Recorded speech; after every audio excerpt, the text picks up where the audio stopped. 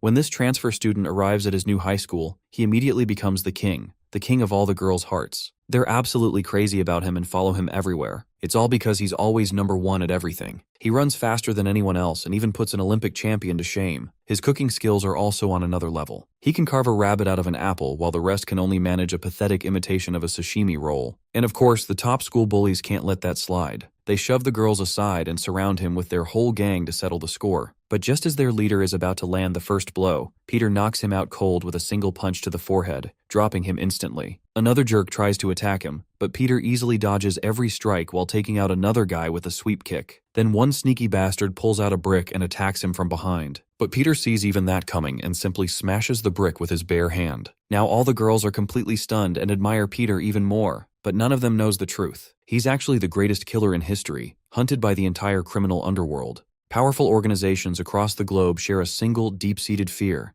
They are all terrified of an individual named Peter. The shock lies in the fact that Peter is a senior citizen in his 60s, currently battling cancer. In a different location, our hero, who's wearing a mask, systematically dismantles a group of gang members. If he had just followed the rules, he would have remained history's most legendary killer. Due to his reckless actions, thousands of people are hunting him down. Now all the money he earned over decades of hard work is destined to be lost. Insanely tragic how the very gang he devoted his life to has turned against him. Despite being watched by 1,000 eyes, having thousands of killers trying to chase him down, Peter is still alive and kicking. As he removes his mask, we finally get to know the secret to his survival. Our hero has reverted back to his younger self. 3 months earlier, an elderly Peter tends to a dilapidated library while listening to a phone call. The caller expresses concern that he is missing medical appointments and failing to take his medication, noting that the protagonist has only 3 months to live. Peter reflects that he is not afraid of death since he has lived a life of constant risk. Having served his organization for 50 years without regret, our boy feels he lived a fulfilling life, though he realizes he never even took a picture of himself. A beautiful young woman enters the library seeking middle school textbooks. Peter welcomes her and explains that he keeps stock ranging from 1960 to modern editions. When she mentions she is buying them for a younger sibling, the protagonist correctly deduces from her uniform and name tag that she is a third-year high school student. Surprised by his knowledge, she asks how he knows so much, and he tells her he is familiar with everything in the neighborhood. As he hands her a stack of books, she mentions she cannot afford them. To help her, Peter breaks the covers, technically making them used items. When she tries to stop him, he notes that her eyes reveal how much she cares for her sibling. He advises her to be kind to her loved ones while she has the chance, as that is the only way to live without regrets. When she asks if he has any, the protagonist admits he does, suddenly recalling his daughter crying and the reasons he entered such a brutal profession. He tells her it is not too late to turn back, right as she leaps onto the table with a knife, intent on killing him. Peter offers to let her go if she tells him everything. Confused as to how he predicted the attack, she learns he knew she was lying since he recognizes every student in the area, and the school she claimed to attend has not been open for 2 years. He adds that her perfume could not mask the scent of her blade, a smell he knows well from a lifetime of bloodshed. Realizing he has been toying with her, she tries to strike but hesitates, sensing that she is the one in danger. Scaring her with a fierce look, Peter gives her the books, noting that he believes her about having a sibling. He realizes she is from the same orphanage he was raised in, and that the organization is still using the same methods. He explains that if she fails this mission, she will become the target. Multiple goons enter the library and open fire. Peter realizes the girl is being held hostage and cannot act freely, especially as he is weakened by his cancer. A goon punches him, mocking the idea that a legend is being brought down by an illness. Their leader, codenamed Octoman, explains that his boss is nervous about the protagonist and that a bounty of $7.6 million, the exact amount in Peter's bank account, has been placed on his head. Octoman demands that he fight back as his men attack him relentlessly. Thinking they have knocked him out, the goons are surprised when Peter triggers a flare bomb. He uses the distraction to lure them toward the back door and escape, though he is bleeding badly. The girl watches in confusion as they pursue him. In a children's park, Peter lies dying in the rain, lamenting that he could not fight properly. He reflects on his life.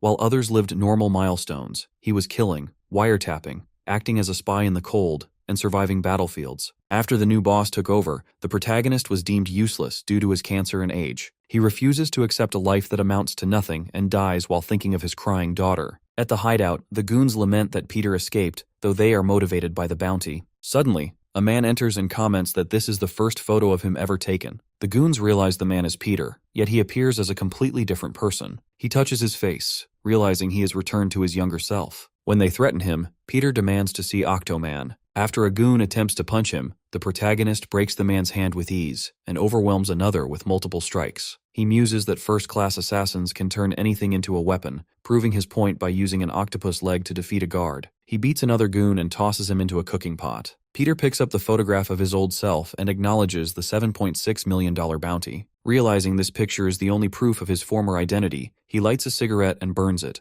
The old Peter is dead, and as he looks forward, he is ready to return to action. Inside a moving car, Octoman reflects on the failure to capture Peter. He knows that an official bounty announcement is coming soon and realizes they must act quickly. The man sitting beside him dismisses the urgency, claiming that Peter's cancer should have already claimed his life. However, Octoman insists that as their senior, the protagonist should at least leave his vast wealth behind for them before passing away. Back at the hideout, Peter opens the final door and realizes that Octoman has already escaped. He calls him lucky before moving on. Shortly after, Peter enters a public restroom, where bystanders are stunned by his appearance, mistaking him for a model due to his surprisingly handsome and youthful face. As he looks into the mirror, he confirms that his body has fully reverted to its prime. His gunshot wound is gone, and the chronic pain from his cancer is entirely erased. He realizes this is not a dream but reality. While the cause of this transformation remains unknown, he quickly concludes that the organization will never be able to recognize him in this new form, making it impossible for them to track the old version of Peter. His immediate concern shifts to finding clothes that fit his new frame. While in the restroom, Peter overhears two men discussing a massive advertising deal worth $80 million. One man reveals he exploited a young person by paying a pittance, even as the boy's mother lies on the brink of death without medical care. The CEO shows no remorse, instead boasting about using the money to buy luxury items like Louis Vuitton and Rolex to maintain the image of a successful executive. He believes these outward appearances are enough to manipulate young people into signing contracts blindly. Peter confronts them for smoking in a restricted area, but they respond with arrogance and aggression, striking him because they assume he is nothing more than a reckless youth. Although Peter initially walks away, he returns moments later after closing the door, having decided to handle the situation quickly. He effortlessly incapacitates one man with a single blow and disarms the other. He demonstrates superior combat awareness by pointing out flaws in how the knife is handled before overpowering the second man with ease. Having left both men defeated and terrified, he makes it clear through his presence alone that he is far beyond their comprehension,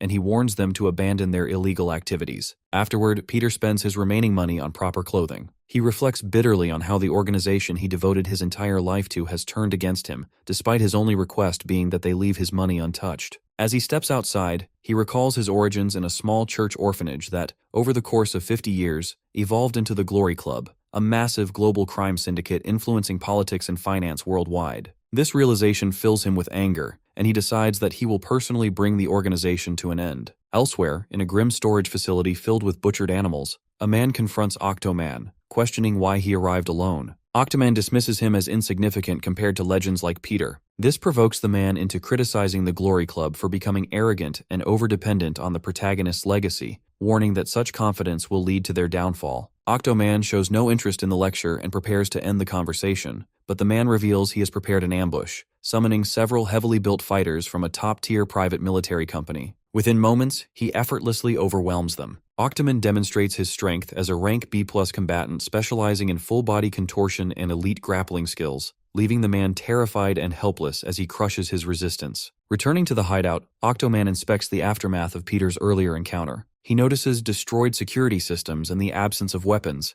leading him to conclude that the protagonist himself was responsible. He struggles to understand how the old man not only survived, but returned with enough strength to dismantle his forces. Upon discovering that one of his key subordinates has been killed, his urgency intensifies. He reminds the girl present that the bounty on Peter will soon be announced, and orders her to report anything related to him immediately. Although she remembers how the protagonist once spared her life, she ultimately submits to the command of her boss. Soon after, an unexpected visitor casually enters the base of Octoman and sits down as if he belongs there. The butler questions how the intruder managed to get inside, but it is revealed that the visitor came unannounced with a personal matter to settle regarding a debt tied to the massive bounty on the head of the protagonist. This immediately puts Octoman on alert. He orders the area secured and begins analyzing the situation. He is unable to identify the young man or link him to any known faction within the Glory Club, leading him to speculate whether this individual could be an associate, an apprentice, or a hidden connection to Peter. despite knowing that the protagonist has always worked alone. Although he offers the intruder a chance to leave in exchange for information, he remains unaware of the truth standing right in front of him. The young man calmly rejects all options and presents his own, revealing in that moment that he himself is Peter, now reborn in a younger body and ready to confront the organization that betrayed him. Peter reveals that he killed the two minions, wearing a confident grin while Octomon stares at him in complete confusion. Because he cannot understand what the young man is talking about, Peter mocks his hearing before firmly repeating that he is responsible for their deaths. Octomon begins to question the situation, wondering if the kid is lying because if Peter truly killed them, then nothing about this encounter makes sense. He cannot grasp why someone claiming to be our boy would be attacking them in the first place. Giving the young man one final warning, the boss reminds him that they are armed with real firearms and tells him to stop pretending before demanding to know what connection he has to the protagonist. After noticing the girl from earlier gripping a knife, our protagonist decides the only way for Octomon to learn the truth is by forcing him to try and kill him. The villain finds the challenge amusing since killing has always been his specialty, so he orders his butler to shoot the young man while keeping him alive for questioning. Before the subordinate can pull the trigger, Peter flicks a chopstick through the man's neck with incredible precision, striking a fatal point and dropping him instantly. The girl is left speechless after witnessing such a flawless attack, realizing that although our boy appears to be around her age, nobody within the Glory Club possesses skills anywhere close to his level. She has never encountered anyone this talented anywhere in the world. Octomon admits the trick was impressive and wonders which organization the young man belongs to, as someone with such ability should not remain unknown. He offers Peter a place within his organization, but the offer is merely a distraction as he pulls out a gun and begins firing. Peter reacts instantly by diving behind a nearby table. The boss smiles, believing the young man's lack of experience is showing. He assumes the kid thinks a wooden table can stop real bullets and sees a perfect opportunity to pressure him into revealing everything he knows about our boy. He even considers recruiting him, as such a talented killer would be more useful alive than dead. As he prepares to continue shooting, Octomon notices that nobody is hiding behind the table. The liquid splattered across it is not blood but chili oil. He searches the room, yet Peter is nowhere to be found, as if he has disappeared like a ghost. Looking upward, the villain spots the protagonist hanging from a ceiling railing. Before he can react, Peter spits spicy oil directly into his eyes, blinding him, and knocks the gun from his hand. Our boy's speed is so overwhelming that the guy cannot perceive the attacks before his neck is effortlessly snapped, sending him crashing to the floor. As he struggles to understand what happened, Octomon realizes he has never encountered anyone this terrifying, especially someone so young. His thoughts drift back to his childhood, when his ruthless teacher taught him that every fighter must develop a final trump card, because an enemy stronger than himself would eventually appear. The only way to overcome such an opponent would be to wait patiently until they lowered their guard before disrupting their momentum. Motivated by those teachings, the boss created a unique combat technique and became increasingly dangerous under his mentor's brutal guidance. Above all, the master warned him that the most dangerous mistake a fighter could make was turning his back on an enemy while believing the battle was already won. After mastering that technique as a child, Octomon was convinced he would never be defeated. Returning to the present, he opens his eyes, grabs Peter's leg, and wraps his body around him to choke him to death, reminding himself that he has survived in this profession for decades. Certain that the protagonist could never comprehend the battles he has endured, he prepares to finish the fight. However, Peter effortlessly escapes his grip and begins overwhelming him with relentless attacks. Confused, the villain notices something is wrong and looks down to discover he is not holding our boy, but the lifeless body of his own butler. His vision had been so impaired by the oil that he failed to distinguish the two. At that moment, Octomon accepts that after decades as a killer, he recognizes when death is inevitable. He concludes this mysterious young man may rival the 12 apostles or even surpass them. Desperate to survive, Octomon attempts to negotiate by grabbing the girl and offering her to Peter, treating her like a business transaction despite her resistance. The protagonist appears to accept, allowing the villain to believe he has escaped. Relieved, the boss hands over the girl and begins leaving the hideout, planning to uncover our boy's identity to take revenge later. Just as he turns his back, Peter calmly reminds him of the final lesson his teacher once taught him. Octomon freezes as the protagonist explains that the moment someone shows their back to an enemy while believing victory is secured is the exact moment they become as good as dead. Hearing those words, the guy realizes the terrifying truth that the teacher who trained him all those years ago was Peter himself. Before he can react, the protagonist reminds him that nobody who has seen the real Peter has lived to tell the story, then launches forward to kill the villain in a single strike. Elsewhere on a rooftop, a subordinate confirms Octoman is dead and reports that every security camera in the hideout was destroyed, leaving investigators with no clues. Nearby, a man balancing in a one-handed handstand struggles to understand how an old man who had been shot could recover in a day and eliminate 4 killers without leaving evidence. Landing on his feet, he notes that Peter now carries a bounty of $7.6 million US, making him an SSS rank target. He orders every assassin in the Glory Club to receive the updated information, as the organization will now begin hunting him. Throughout the city, pedestrians stare at a digital billboard displaying the bounty. The protagonist notices the announcement and realizes the organization has gone to great lengths to advertise the reward. Spotting members of the Glory Club collecting donations nearby, he concludes they will not need to search for him because he fully intends to find them first. Filled with determination, Peter sets his sights on destroying the Glory Club for good. Peter quickly realizes that taking down Glory Club alone is impossible. Because of this, he thinks of one specific person he already has in mind, a girl, though he is still not entirely sure if he wants to work with her. He moves through a large men's washroom that looks more like a demolished junkyard, noting that more and more people seem to appear every time he returns. He searches around, muttering that the location sits somewhere between organ stealing and a hot, steamy night. Finally, he finds a door and opens it, revealing a basement with a long set of stairs leading downward. Looking around, our boy notes that the place is flashy as usual, with plenty of money spent to spice up the environment. Because everyone down there is blind, however, they cannot appreciate any of the expensive decorations or luxurious surroundings. Jiwon points out that it has been quiet lately, but adds that she is handling some corpse cleanup today. In her mind, she figures our protagonist is a young man with no smell of alcohol on him, meaning he is not one of the outside villains, but she also knows he cannot be a simple petty thief. That is because she can smell the distinct scent of a killer's blood coming from him. Realizing the danger, she abruptly asks if Glory sent him, and immediately attacks with a stick, pushing him backward. Calling him a little rat, she notes that he is pretty quick and warns him to watch his step before throwing the stick right at him. Our hero thinks about the expensive workplace and wonders what is going on. At the same time, he cannot help wondering how a blind person can fight like that, ultimately realizing she is probably faking her blindness. Our boy swiftly slams her hand down, honestly admitting that he is a little surprised because he did not expect Glory to employ someone this skilled in this day and age. He confesses that she actually got him a little spooked, but then notes that she is too soft, believing she feels hesitant about killing someone with a disability. Even so, he knows this confrontation can only end when one of them dies. Desperate, she calls out to her dog, Alexander, ordering him to bite the intruder. Instead of attacking, the pet walks right up to Peter and lets him pet it, leaving the woman completely shocked and surprised. Looking closely at him, she notices his skin is completely clean and the old man's smell has vanished. Wondering how this is possible given he has only been doing this for about 30 minutes, she questions what he is trying to achieve. She demands to know if he is trying to uncover how the old man died, asking whether a gun, knife, or poison was used, because she wants to become young again as well. Peter explains that he wants to follow in the old man's footsteps, and more importantly, find out how he died. When she asks if he intends to take on Glory entirely on his own, our protagonist confirms that is exactly his plan. He explains that he intends to enter the Eye of the Storm, because Glory is desperate to kill him. The only way to create chaos inside the organization is to become a brand new killer for Glory Club. Shocked by the bold strategy, she calls his plan complete nonsense. Our hero already knows she will say this, but she soon realizes that because Peter is young again, no one will recognize him. If he infiltrates Glory's ranks as a killer in this condition, the entire organization will unknowingly plot his destruction right in front of him. Admitting that his way of thinking sometimes scares her, she warns him that the plan will not work. As someone senior to him, she reminds our protagonist that becoming a killer for Glory Club requires originating from Yonggwang Orphanage. Since the old Peter may have belonged there, the new Peter is nothing more than a stranger, meaning he lacks the qualifications to become one of Glory's killers. Realizing there must be another way, our boy shifts his focus elsewhere. The scene moves to a massive school building named Shin Yonggwang High School, where students react with excitement as a new transfer student arrives. The girls are immediately surprised by his attractive appearance,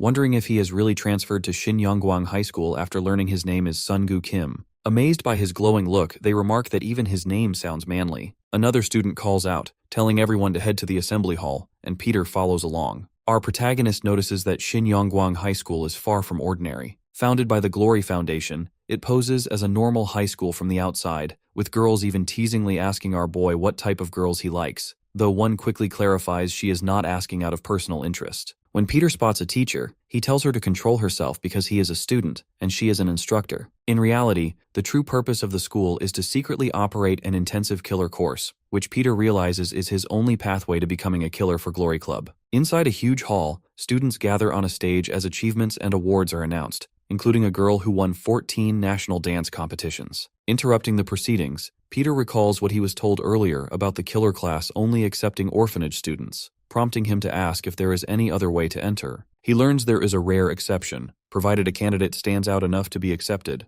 Deciding to take that exact chance, our hero walks right onto the stage and taps the microphone. Introducing himself as the new transfer student, Sun-gu Kim, he announces that his only hobby and specialty is fighting, and then boldly reveals that he is a killer. The entire crowd reacts in shock, wondering who this kid could possibly be, and immediately starts thinking about scouting him themselves. Peter introduces himself by proclaiming he is a killer at hitting the books and wishes everyone a great school year, causing everyone to laugh at the joke while some students admire his confidence. A group of big guys pushes people aside to approach him, and one of them notes his plan worked while greeting him as the killer boy and asking if he was flirting with his Yejin. Peter expresses confusion, leading the bully to explain that this creates a perfect scene, and introducing himself as Yisul Jiang, who has been faithful to his girlfriend for 22 days as Shin Yongguang's most dramatic lovebirds, before accusing the protagonist of stealing her. A girl echoes he stole her man, and Yisul promises the new student will pay, though Peter points out they just met. The guy throws a punch that made him dominate the Mapo district, but it misses for the first time, and our hero lands a hard punch to his head, thinking he could feel it coming as the delinquent falls and apologizes for failing to protect Yejin. A teacher rushes over, scolds Peter for fighting on school grounds, and demands to know where his father is, to which our boy replies his father is probably dead, prompting an apology and an instruction to follow him. The educator scolds the delinquents, while Yisul struggles and insists on fighting the protagonist, despite others noting no one is holding him back. Spectators discuss whether to look into Peter, call him interesting, or suggest killing him as the teacher orders the protagonist to walk faster, and our boy notes they are walking at the same pace. Female students call the transfer student dreamy and attractive despite being a little cringe. Yuna is at the school, gets surprised upon seeing young Peter, and realizes he is infiltrating the institution, sitting near a bench and flowers where the protagonist approaches and asks to sit. Yuna asks what he is doing there, and Peter claims he escaped people wanting his attention before asking what she is doing, though she questions if his plate is full and he tells her to shut up. The protagonist brings up a past memory involving a flashback where young Peter showed her a picture asking if she wants to live and survive by identifying the old Peter as the man who killed Octomon as her ticket to survival, asking why she is still after him if he kept his promise. Yuna notes that Glory organized close monitoring around her because of him and asks if he knows how difficult things are, while the protagonist remarks there is no getting through to her and that surviving and eating burgers is the least she could do after he let her live. The young woman argues her mercy caused trouble, and Peter replies she does not understand the cruel crew and awful place this is, or who he truly is, asking what she can accomplish as an outsider as she picks up her plate to leave. The protagonist asks her to help him because he needs all the help he can get and believes she has joined his side, telling her he will be in touch and shocking her by calling her by name before disappearing. The Shenyang High School Sports Festival begins, featuring track star Jonathan, who holds the 400-meter record, but retires his title because the new transfer student is unbelievably fast, leaving a losing competitor being comforted by a peer while girls gather around Peter with excitement. The protagonist passes a vision test with a board showing numbers 4 and 8, revealing 20/20 vision that shocks onlookers who wonder if he is an alien.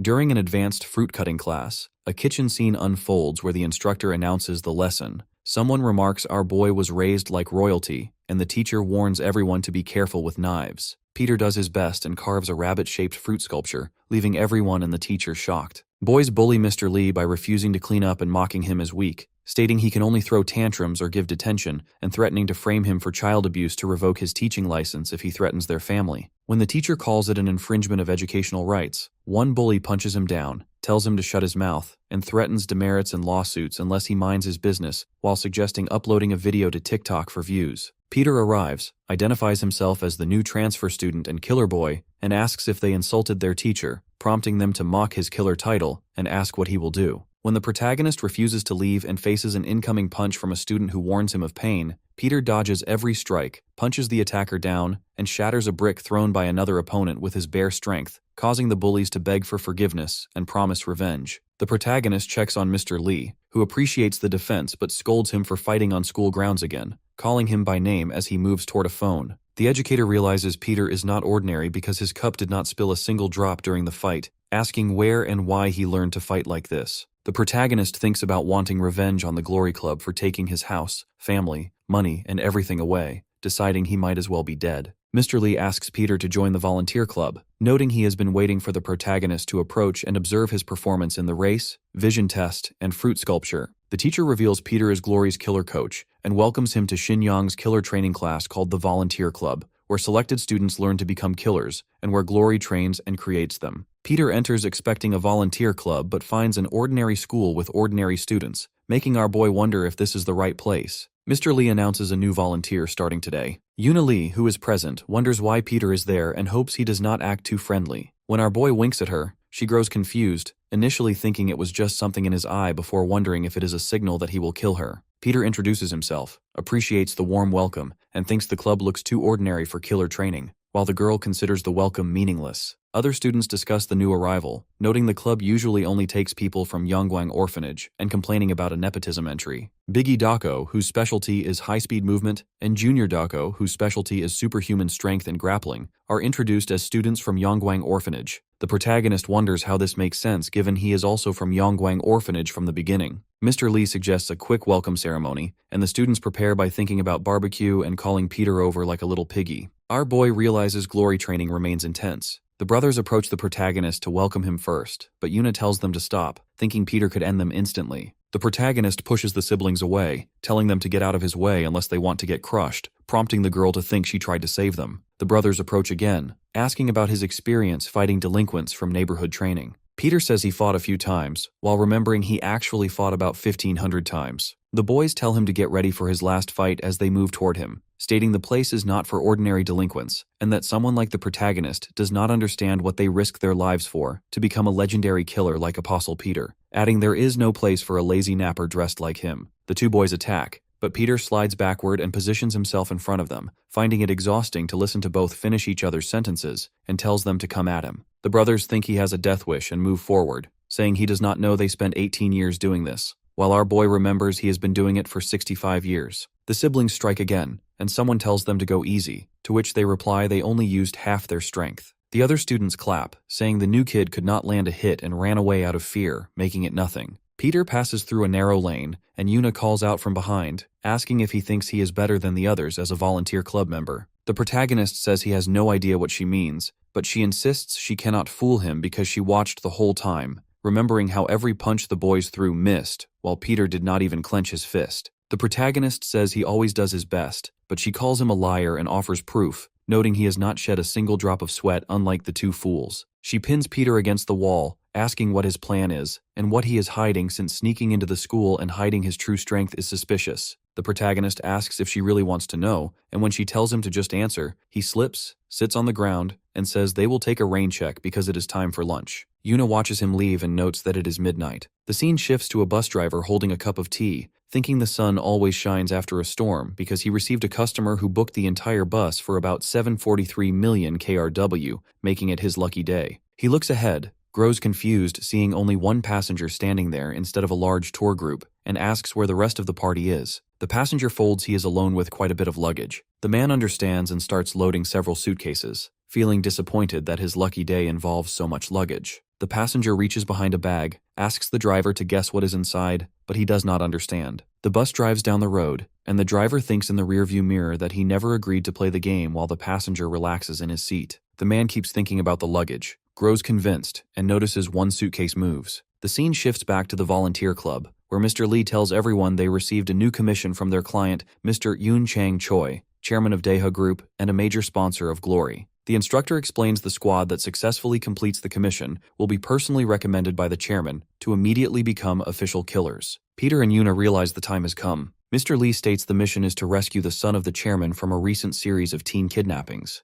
A student asks why the leader does not call the police, and the teacher explains he wants revenge instead, telling them all they need to do is rescue the son. The students discuss whether to accept, pointing out it normally takes 2 more years to become official killers, and that completing this mission skips that step, though some feel bad about it and question why such an important mission goes to them instead of experienced killers. Mr. Lee tells those students they can stay behind. The brothers step forward to participate, noting they have additional teammates tagging along, specifically the nepotism entries and weaklings. Yuna raises her hand to go, and the protagonist volunteers as well. She tells Peter to stop copying, but our boy explains his hand was up the whole time. Yuna reminds him the commission is for volunteer club members, and the protagonist replies he is a member even through nepotism. Everyone announces they are ready, and the mission site is revealed to be an amusement park. Upon entering the amusement park, the Dako brothers grow confused by the carnival attractions and the people wearing sparkling outfits, with Junior wondering why they wear swimsuits outside, and Biggie admitting he does not understand. Yuna tells them to stop staring as she thinks about Mr. Lee briefing them that Chairman Choi's son was kidnapped there. Meanwhile, two girls approach Peter to ask for his phone number and if he uses TikTok, leaving our boy confused by the sudden attention. Yuna recalls their lack of information beyond the chairman's son being last seen at the massive amusement park, without a known location or confirmation that he is still alive, though Peter looks unusually confident, as if he has a plan. When the protagonist suggests they head somewhere first, an employee standing before an attraction apologizes that they need a reservation to ride and asks them to move aside, confusing the siblings who wonder who makes roller coaster reservations and say they lack time for that, while the worker offers to direct them to customer service, and nearby visitors remark that they must be newcomers who can simply use the app. Yuna takes out her phone for the protagonist and the brothers to see, discovering that today's reservations for the boat ride and haunted house are unavailable, prompting one of them to question why she wants rides during a mission before the group rides a carousel, excitedly enjoying the horses, followed by a roller coaster and other attractions. Meanwhile, Peter and Yuna stop at a shooting game where the shopkeeper secretly plans to take their money with a rigged game he decides to ease because they look like good kids, while she admits she has never used a toy gun. Instead, the protagonist and she win several giant stuffed teddy bears, thank the man, and leave. Peter points toward another attraction, while the brothers call for him to join their great time, leading the protagonist to watch and think it is likely their first amusement park visit and childhood experience like his own, hoping they enjoy it fully before any chance ends. Later, Yuna sits alone under a shady tree eating a lollipop, checking her phone, and realizing the others forgot the mission because they are not ordinary children playing around, when the AirPods of Yoon Choi appear on her tracking app signal pointing to the women's restroom, making her wonder if someone picked them up or shares the name, and though she considers backup, she investigates alone. Inside the normal-looking restroom, the signal comes from a girl, so Yuna smiles to avoid looking suspicious and politely asks about the AirPods, which frightens the stranger into calling her boyfriend and claiming she tried to grab her from behind, shocking the investigator who did nothing of the sort as the man confronts her about messing with his girlfriend, though the girl tells him to stop because Yuna only wanted to apologize, but he insists on teaching the intruder a lesson first. Meanwhile, Biggie asks if anyone has seen Yuna.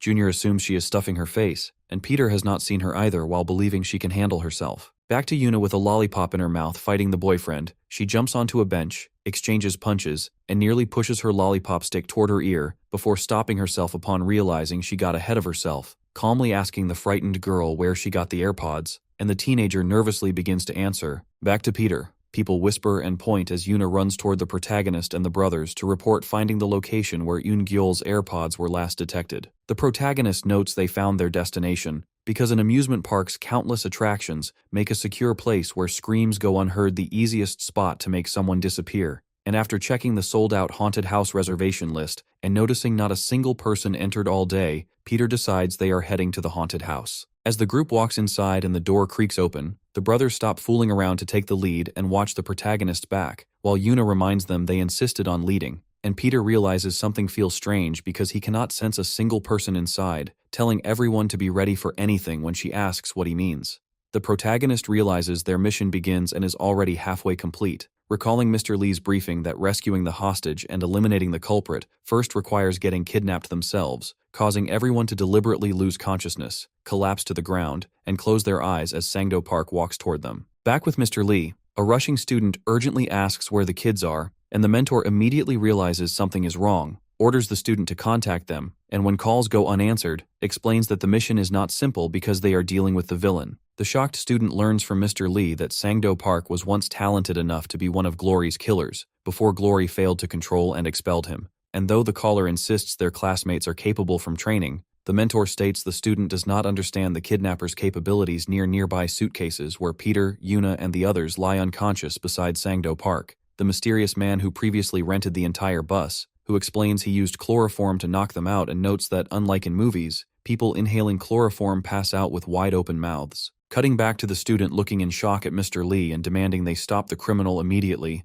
the mentor places his prosthetic leg on the table as the student insists there is no time to waste in saving the students, suddenly realizing Sangdo Park has already captured them and fearing he will cut off their legs as well. Yuna slowly opens her eyes and realizes that Sangdo has already caught them. As she vibrates with an incoming call from Mr. Lee, the kidnapper picks it up and answers. Mr. Lee warns him that if he touches his students, he will make him pay. The man mocks the teacher, noting that it has been a long time since they last met. He asks if that is really how a senior should speak to a junior and taunts him, asking if he is afraid he will cut off the student's legs, just like he cut off his. This sends Mr. Lee into a rage. The kidnapper suggests a game, challenging him to guess how many of the student's legs will remain intact by the time he arrives. He promises that if he guesses correctly, Chairman Choi's son will be released, but he warns that the consequences will be different if the guess is wrong. As the students watch, Yuna wonders why Mr. Lee sounds so frightened. He demands to know where the kidnapper is hiding, and upon hearing him call out to her, one of the Dako brothers remarks that because she and Peter are weaker, the man is bound to target them first.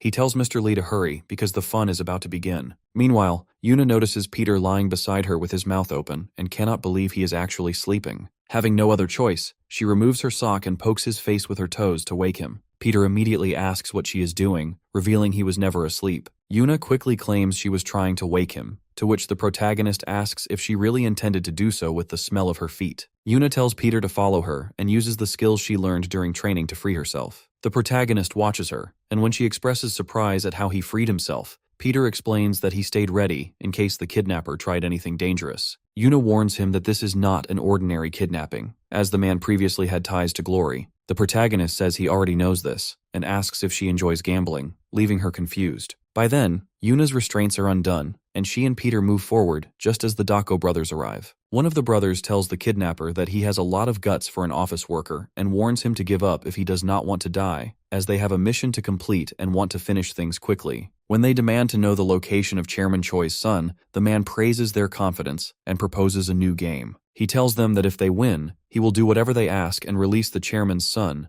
but if they lose, each of them must forfeit a leg. Mr. Lee, driving toward the amusement park as fast as he can, desperately hopes they do not accept the challenge. The Dako brothers admit they initially underestimated the kidnapper, but now realize he has a dangerous side. They confidently declare he will never walk again, tear off their shirts, and prepare to fight. The man throws knives toward them, insisting that games are only fun when they are fair. The brothers warn him that he will regret it, because they are highly skilled with blades. As the fight begins, Biggie finds it easier than expected, noticing they are using the same type of knives. He believes the man is slower, and that the advantage will shift to him as the fight continues. However, he suddenly feels something is strange. He realizes the knife he is holding has no sharp edge. The kidnapper responds with a creepy smile, saying the blade does not need to be sharp. Peter and Yuna arrive and call out to Biggie and Junior to offer help, but the brothers tell them to stand back, insisting that if they cannot win, the others cannot either. The brothers explain to the man that he does not understand their life goal. They recall their time at Yongguang Orphanage and the final graduation challenge known as the Hell Period, where they spent an entire month in an isolated forest without food or water, given only a single bullet. They explain that thousands of vicious beasts roamed the area, and the children often betrayed each other or gave up.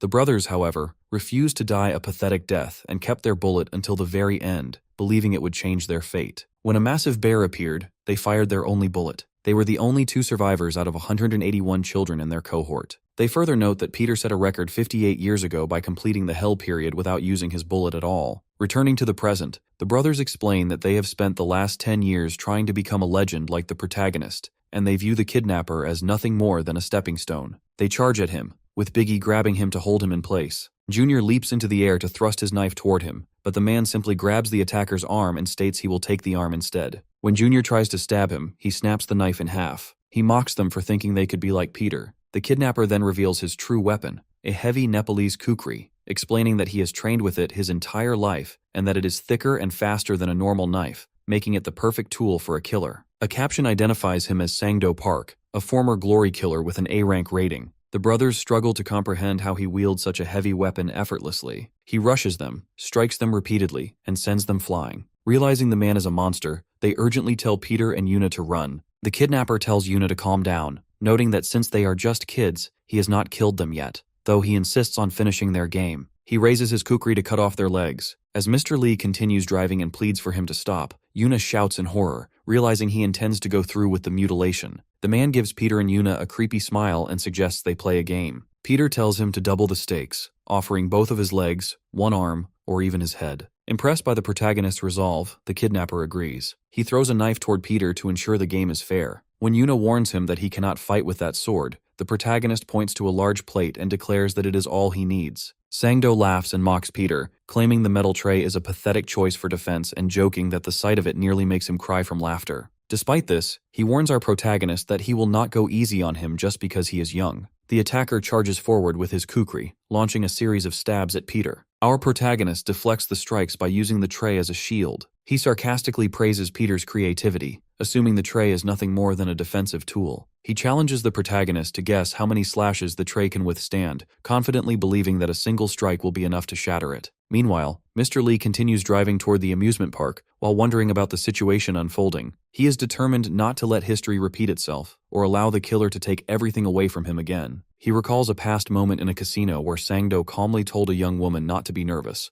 as such situations were routine for him. Since they had come that far, he suggested playing a game to decide who would leave alive and advised the dealer to bet on him if she wanted to be smart. During that same memory, several glory killers surrounded Sangdo and informed him that his repeated incidents had placed the organization in an awkward position. They told him he had been terminated to satisfy outside forces and that only veteran killers ranked B or higher were permitted to remain. Everyone present believed it was impossible for the attacker to defeat 5 B-rank killers at once. However, as Mr. Lee watched, he drew both of his swords and displayed abilities far beyond those of an ordinary human. He cut off Mr. Lee's leg, ending his career as a glory killer. The driver realized then that it did not matter how strong their own weapons were because once the man had his swords in hand, the battle was already lost. Back in the present, Sangdo swings his kukri, which slices the metal tray cleanly into 2 pieces. He taunts Peter, telling him he was lucky and that his little shield is now destroyed. Yuna realizes the situation is becoming dangerous and feels she must help Peter. Our protagonist calmly remarks that kukris are typically blunt weapons rather than sharp knives and admits surprise at how sharp the assailant's blade actually is. She suddenly understands that Peter never intended to use the tray as a shield. Peter thanks the killer, noting that he has just provided him with the perfect weapon. She realizes that the protagonist intentionally waited for the tray to be split so he could use the sharp pieces as blades. Sangdo admits that Peter is not bad and suspects he is trying to prove he is more than an ordinary kid. He begins to wonder if the recent events are merely a coincidence. He remembers being certain that he landed a perfect slash earlier, but our protagonist stepped back at the exact moment, survived,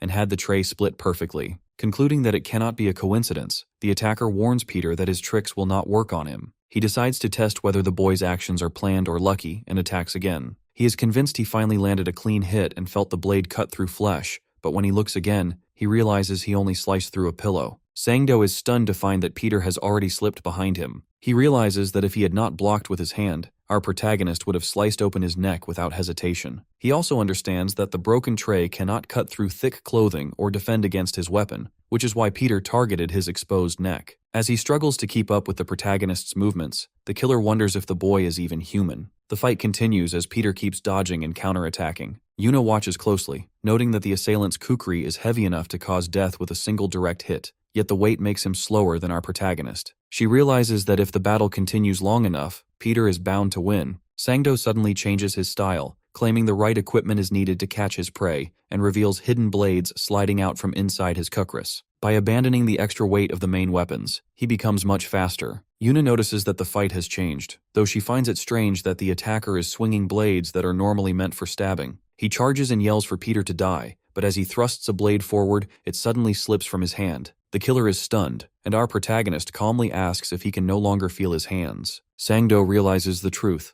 Peter was never aiming for his neck but was targeting his hands from the very beginning. When the attacker demands to know what happened, our protagonist explains that he has severed every muscle, tendon, and nerve required for the man to use his hands, specifically naming the extensor muscles, adductor muscles, median nerve, radial nerve, and ulnar nerve. Peter reveals that he never intended to kill the killer from the start. He, unable to understand what is happening, realizes Peter is no ordinary kid and becomes convinced that the boy has killed countless people before. Our protagonist reminds the attacker of his earlier claim that a metal blade could never defeat his weapon, tells him the tables have turned, and declares that he is going to defeat him with the very thing the killer underestimated. Sangdo looks back on his teenage years when constant bullying defined his daily life. His tormentors frequently taunted him, finding his suffering amusing as they asked if he wanted more. Because of this, he spent his days consumed by a murderous rage, yet he lacked the strength or courage to fight back. Everything changed after one incident, where his bullies promised to stop if he could defeat 2 dogs. In that moment of despair, he wished for death, but a suggestion to play a game suddenly made his heart race. His body moved on its own accord,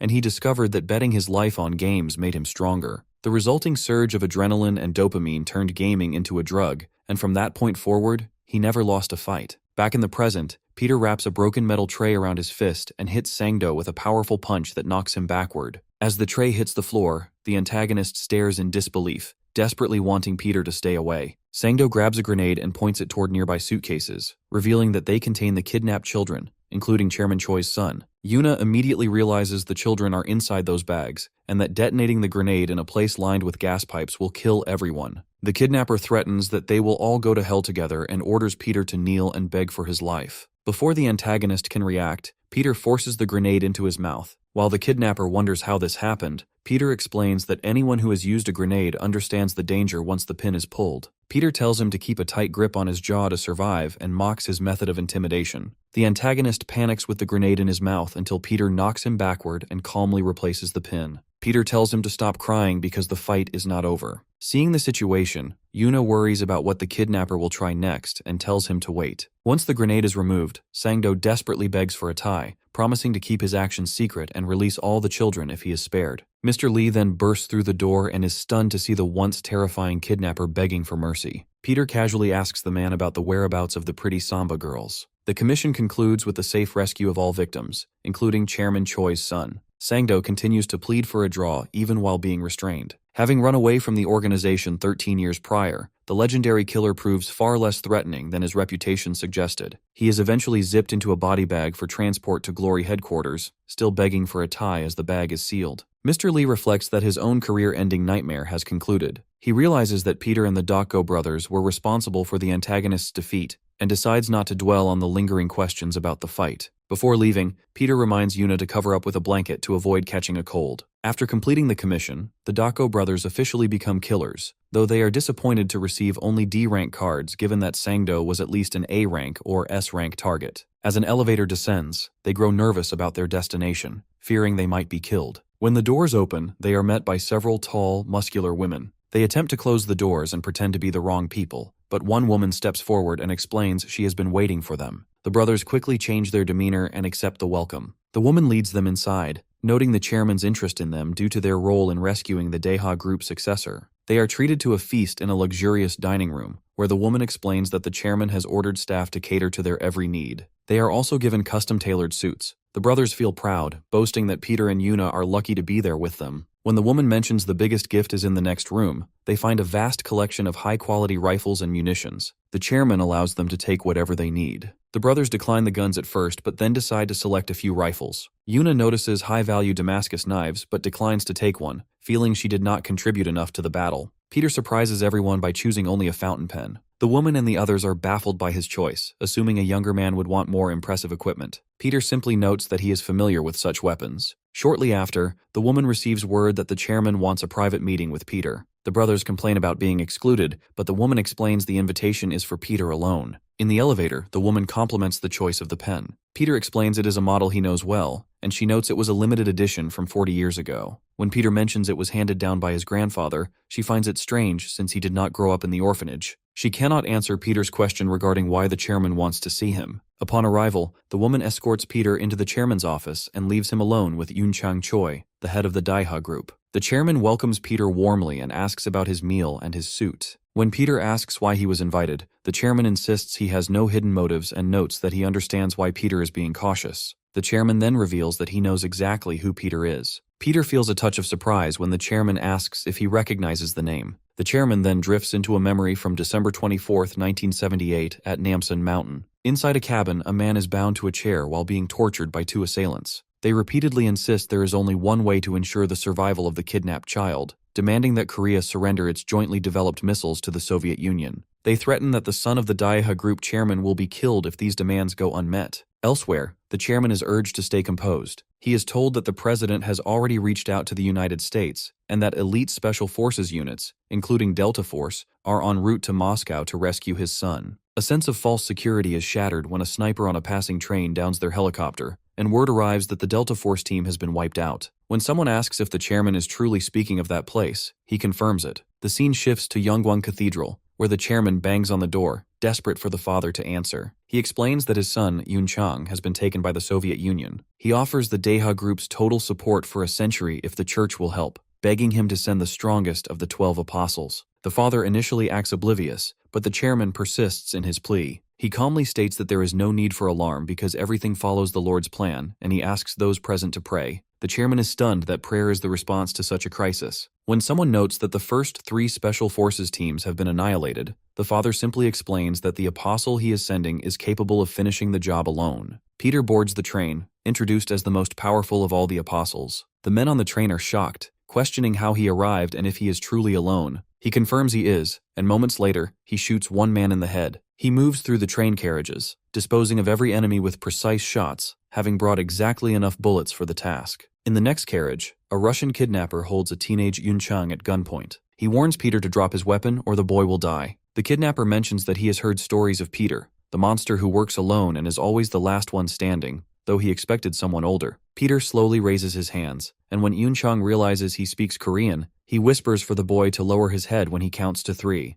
The kidnapper demands they speak Russian, but Peter begins his count. At 3, the kidnapper tries to fire, but Peter flicks a coin through the forehead of the assailant, killing him instantly. He tells him to go back to speaking Russian before saying goodbye. This man is identified as a KGB lieutenant colonel. After the rescue, Yoon Chang thanks Peter. He lights a cigarette, and when the boy asks if he is Korean, Peter places a hand on his head. He clarifies that he did not come for the boy personally, but to save the future of the Daeha group. He tells Yoon Chang to get up because they have a long journey home. The boy looks at Peter with deep admiration, finding him incredibly cool. In the present, the chairman reflects that he is alive because of Peter. He has kept the face of his savior in his memory for 40 years. Looking at the current protagonist, the chairman assumes he must be the grandson of the man who saved him. Peter quietly exhales in relief that the chairman does not know the full truth. The chairman notes the remarkable resemblance, having never heard that the original savior had any family. Peter thinks to himself that it has been a long time since anyone spoke that name, and he is glad to know the boy survived to become a successful gentleman. When the chairman asks why Peter only chose a fountain pen from the armory, he politely says the chairman's kindness is enough. He insists that he cannot let his savior's grandson leave empty-handed and offers a token of appreciation, the St. Petrus 44. He explains that the motorcycle has the world's highest speed record of 327.59 mph and a stealth function that makes it invisible to GPS and security cameras.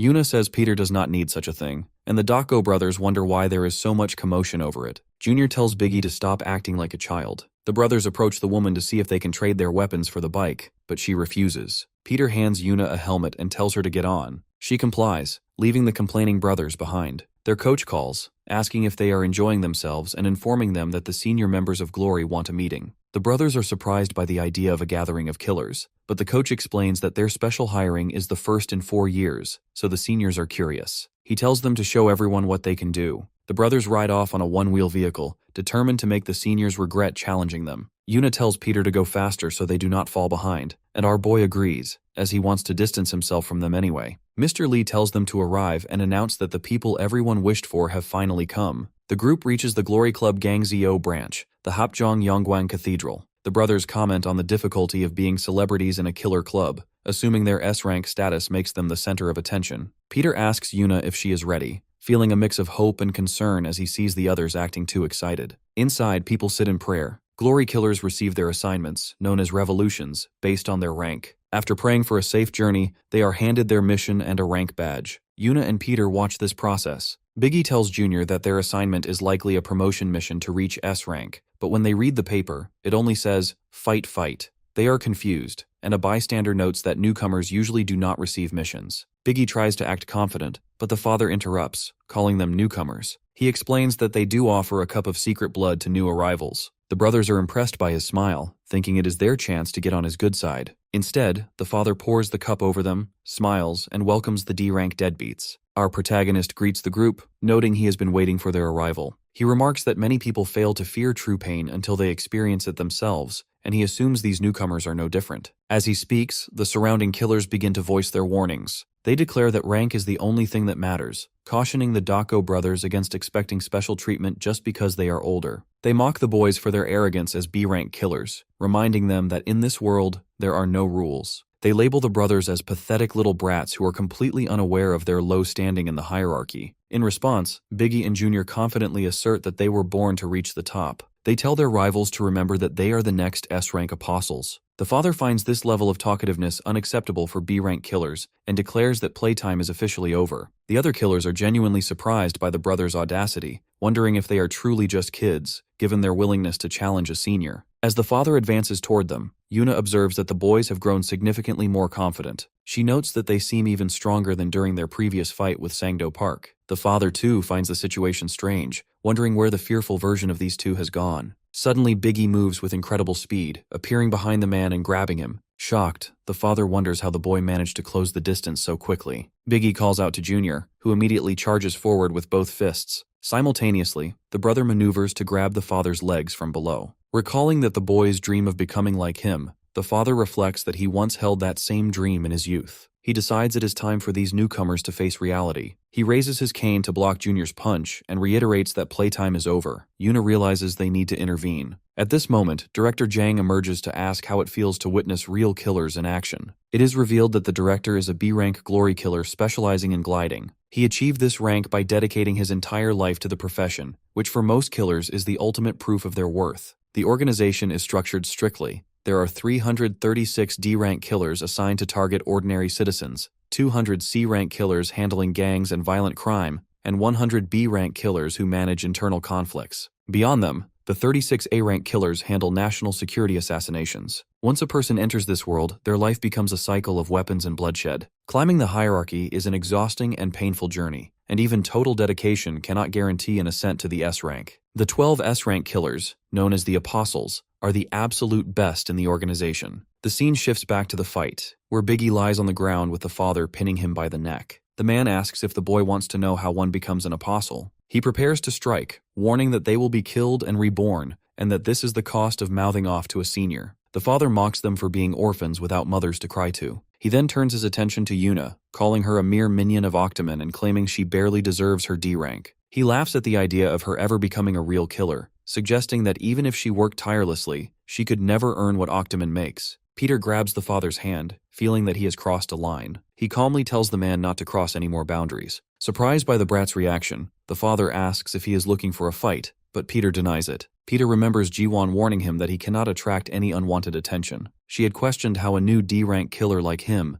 could have possibly defeated an A-rank opponent like Sangdo Park, and warned that it was only a matter of time before the organization discovered his true nature. She told him to abandon his plans and stop trying to save the kids. Peter knows that if he wants his revenge, he must remain hidden and play the part of a D-rank killer. The father punches Peter in the face, asking if he feels impressive and accusing him of acting tough in front of his girlfriend. Peter accepts the hit and asks the man to let their friends go to the hospital, noting that one has a stab wound and the other is unconscious. He explains that they need immediate treatment. The father warns him against speaking to an officer that way, and Peter apologizes, promising not to forget the lesson. Satisfied, the senior decides to end the confrontation, but demands they surrender their volunteer licenses. He tells them they can come back for them once they are ready to challenge him. The four leave the cathedral, confused and worried about how to explain the loss of their licenses to their coach. Biggie apologizes for failing to protect them, though he notes that their interference could have led to more serious injuries. He assures them that licenses can be replaced and admits he did not want them to see him in a weak moment. Peter puts on his helmet, calls Biggie captain, and suggests they go get lunch. While riding his bike with Yuna behind him, she asks what she can do to become stronger. Peter finds the question silly, but when she asks if he is upset, he clarifies that there is no reason to be. They lost their licenses because they were weaker, and he believes it was an inevitable outcome. Yuna remains annoyed, admitting that it felt satisfying when they managed to fight back earlier. Back in the cathedral, two men discuss the satisfaction of crushing those brats. They assume the kids are already packing their bags to look for other work. They mention the tall, handsome boy, noting that despite his age, the look in his eyes was truly vicious. At that moment, Peter enters the cathedral. They mock him,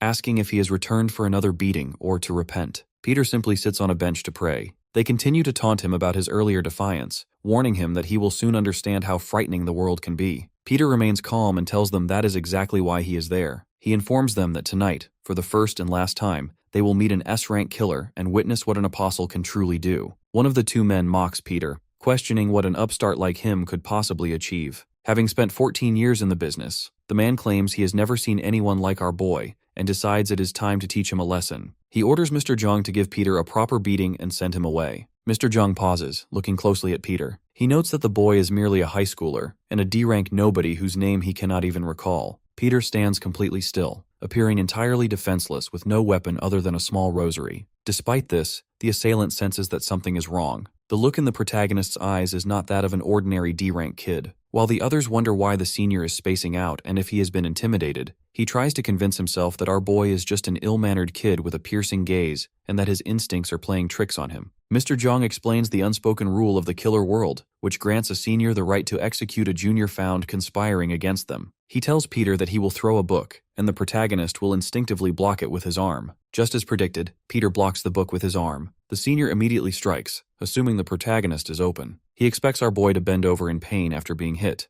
as human instinct dictates someone will naturally grab an injured area. However, the attacker reveals that his target was never the protagonist's side, but his eye. The attack is not ordinary. The rosary in Peter's hand breaks apart, and he uses the beads as a weapon, wrapping them around the assailant's neck and pulling with enough force to cause a deep cut. As the others watch in confusion, the senior stands frozen and trembling. He explains that he cannot continue because he feels as though he has already experienced this situation countless times. After decades of combat, he has developed an innate ability to sense a losing battle before even drawing his knife. Yet, this feeling of doom is unlike anything he has ever imagined. Overwhelmed by fear and a sudden desire to die, he apologizes and begs Peter for forgiveness, promising never to repeat his actions. Peter acknowledges that the ability to sense death is a basic skill for a killer, noting that the senior is quite capable in that regard. Meanwhile, the other man is shocked and cannot understand why Mr. Jong would allow himself to be intimidated by a kid. Juwon arrives in a car with her dog and wonders what could have possibly gone wrong for the senior. She asks Peter why he picked a fight and warns him of the consequences if he gets caught. The protagonist remains calm, assuring her that will not happen. She realizes that the man Peter defeated was a B-rank killer, and the humiliation of losing to an 18-year-old high school student is something he will never be able to admit or overcome. She offers Peter a ride, but he ignores her and leaves on his motorcycle, leaving her frustrated after she followed him out of concern. The Dako brothers worry about how Mr. Lee will react when he discovers they lost their volunteer licenses. They imagine him scolding them and calling the licenses as valuable as their own lives. Just as they fear his reaction, a man approaches and offers to help, telling them the power of Christ compels him to be nice. Surprised, the brothers ask if he is looking for another fight, but the stranger tells them to stop pretending and hands them their licenses. The siblings are shocked and relieved. Biggie thanks him, admitting that he previously thought the man was a jerk. The stranger simply tells them to screw off. As he leaves, he thinks to himself that Peter still gives him goosebumps, while our boy stands nearby, looking through a student record book. Peter realizes he needs to return the volunteer license to Yuna, but he cannot find her. Later, Biggie and Junior are asked to show their cards. They refuse to show them to trainees, confidently claiming the actual killers they fought were much stronger. In the training room, Yuna practices alone while recalling the fight between Sangdo Park and Biggie. She remembers being called pathetic and realizes she achieved nothing during the battle. She believes that if she does not become stronger, she will only put her brother, Yujin, in danger. Peter enters and asks why she keeps calling herself pathetic before returning her volunteer license. Yuna insists she does not deserve it. The protagonist asks if her actions are driven by her brother and why she stays in a profession she feels unsuited for. When the girl tells him to stop because he knows nothing about her, Peter admits he knows a few things, including the fact that Yujin is not her biological brother. Shocked, she asks how he knows, and the protagonist asks her what happened between them. Yuna recalls her past,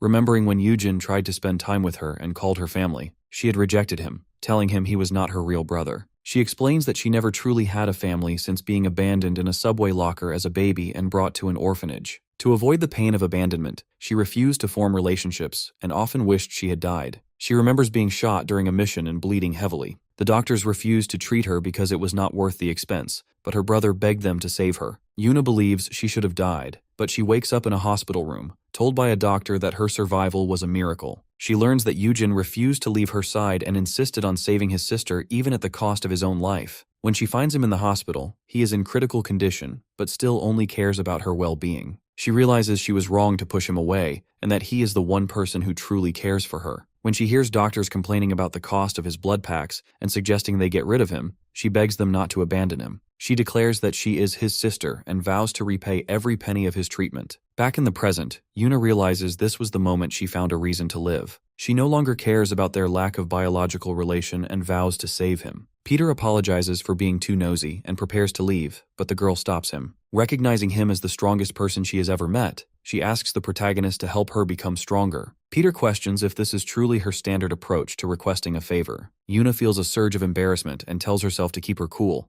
reminding herself that it was just a slip of the tongue. She tries again, formally asking him to become her teacher. When Peter asks if that is her idea of a serious request, she loses her patience, claiming she does not need a teacher because she has gotten this far on her own. Peter counters by mentioning he has been thinking about her on his way over, which prompts an immediate shift in her tone as she asks if he is finally agreeing to teach her. Though he admits the mere thought of taking her on gives him a headache, she tells him to stop complaining and help her get stronger. Peter begins by listing her flaws: poor physical strength, low stamina, a short temper, and a tendency to get overwhelmed. He notes that she possesses nearly every weakness a killer could have. Offended, she asks if he is calling her a bad person. Instead, he explains that despite those drawbacks, her eyes are perfectly suited for killing. He points out that from start to finish, she never averts her gaze from a fight. As she thinks back to her experiences, including the battles involving the Dako brothers and her encounter with Sangdo Park, she realizes he is right. She subconsciously memorizes every movement she sees. Peter compares her vision to that of legendary baseball players, noting that her ability to track minute details in high-speed combat exceeds even theirs. He admits he was genuinely surprised when she tracked Sangdo's finger movements during their fight. When she asks why he is suddenly handing out compliments, he simply states, "It is the truth." He tells her he knows of a weapon that can turn her weaknesses into strengths and allow her to defeat any opponent. As he holds out his hand, an object begins to glow. The narrative shifts to the Dako brothers, who are busy smelling their earnings, noting that D-rank killers make 1,000,001 weekly. They speculate that apostles must earn at least 10 times that, though they acknowledge that money is mostly irrelevant to those who can get whatever they want. They discuss buying new headphones, while Peter wonders where Yuna is. The brothers explain she is likely at her part-time job, which surprises Peter, as she has been working there for nearly 2 weeks cleaning up blood and gore after missions. They admire her mental fortitude, noting that they find the work too gruesome to handle. They also speculate on her finances, with one suggesting she spends it all on food because she has the appetite of a beast, while the other claims she saves by eating free school lunches. Peter ignores their chatter, convinced that something involving Yujin is forcing her to stay silent about her money. A message from Yuna arrives, asking them to bring a scarf despite the spring warmth. They arrive at a freezing 20-degree below zero factory, where Yuna reveals she is there to train with the glowing weapon Peter showed her,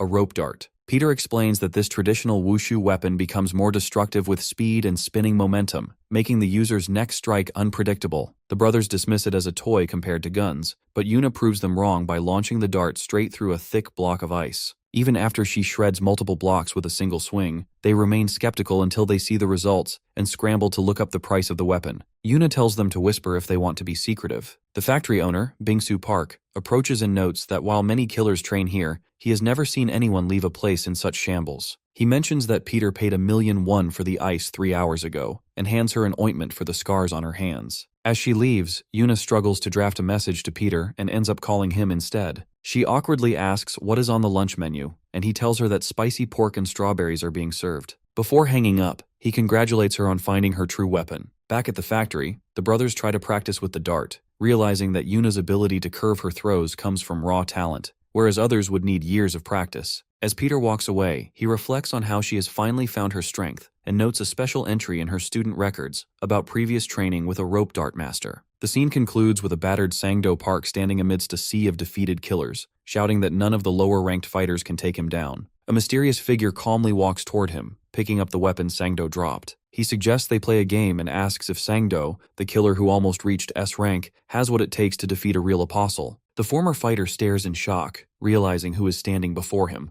A little girl cries on the floor inside Seoul Yongguang General Hospital because she is terrified of injections. The Dako brothers tease her, calling her a scared little chicken who still has a lot of growing up to do, and they even ask the nurse if she can just be put under anesthesia instead. Yuna calls them morons for the suggestion. As the nurse begins drawing blood, the siblings are surprised by the sheer amount required and wonder why so much is necessary. Peter learns that every newly appointed glory killer must undergo a complete physical examination at this facility. As the new killers move through a variety of medical tests, the nurse asks Peter for his birth year, and he provides his answer. While he is worried about all of the examinations, he is particularly concerned about the blood test. He understands the reason the organization collects this sample. He remembers that the test exists to place a leash on every killer. Although Peter is now young again, his fingerprints and DNA remain unchanged. The Glory organization uses these biometrics to track down anyone who betrays them. As the nurse ties a tourniquet around his arm, Peter realizes that the DNA in the organization's database will perfectly match his current profile. He concludes that his true identity will be exposed sooner or later. Back at her home, Jiwon angrily scolds him for willingly showing up to a blood test after already provoking a group of B-rank killers. She sarcastically remarks that he might as well just advertise his true identity as Peter. Surprisingly, the protagonist suggests that advertising himself is not a bad idea. She becomes even more frustrated, telling him she feels like killing him herself, but Peter insists that he already has a plan to avoid exposure. He casually reveals that his strategy is to blow up the hospital. Jiwon immediately smacks him, telling him to come to his senses. Peter complains about the pain, but she argues that his new youth has gone to his head, asking if he even understands what kind of place the hospital is. Peter acknowledges that it is one of the Glory Club's largest facilities. Seoul Yongwang General Hospital is the largest hospital in Korea operated by the organization. While it appears ordinary from the outside, it secretly serves killers by disposing of bodies, concealing assassinations as medical accidents, and carrying out illegal operations. The protagonist realizes the hospital's data center undoubtedly stores his DNA, so destroying it is his only option. Jiwon points out that even if he reaches the hospital, he must still face the person guarding it. The scene shifts to a man sitting in front of a large monitor. Known by the codename Nathaniel, he was once a genius doctor viewed as a blessing from heaven, but he disappeared following a mysterious medical incident 4 years earlier in Rio de Janeiro. During that incident, police officers discovered bodies hanging from ropes across the street, which they initially mistook for a prank. The victims were all members of local gangs, and as the remaining groups turned on each other, the police captain saw an opportunity to wipe them out, ordering his men to use lethal force. A soldier at the scene smells gunpowder and realizes a gunfight recently occurred. As the squad approaches, they find the gunmen inside horribly mangled,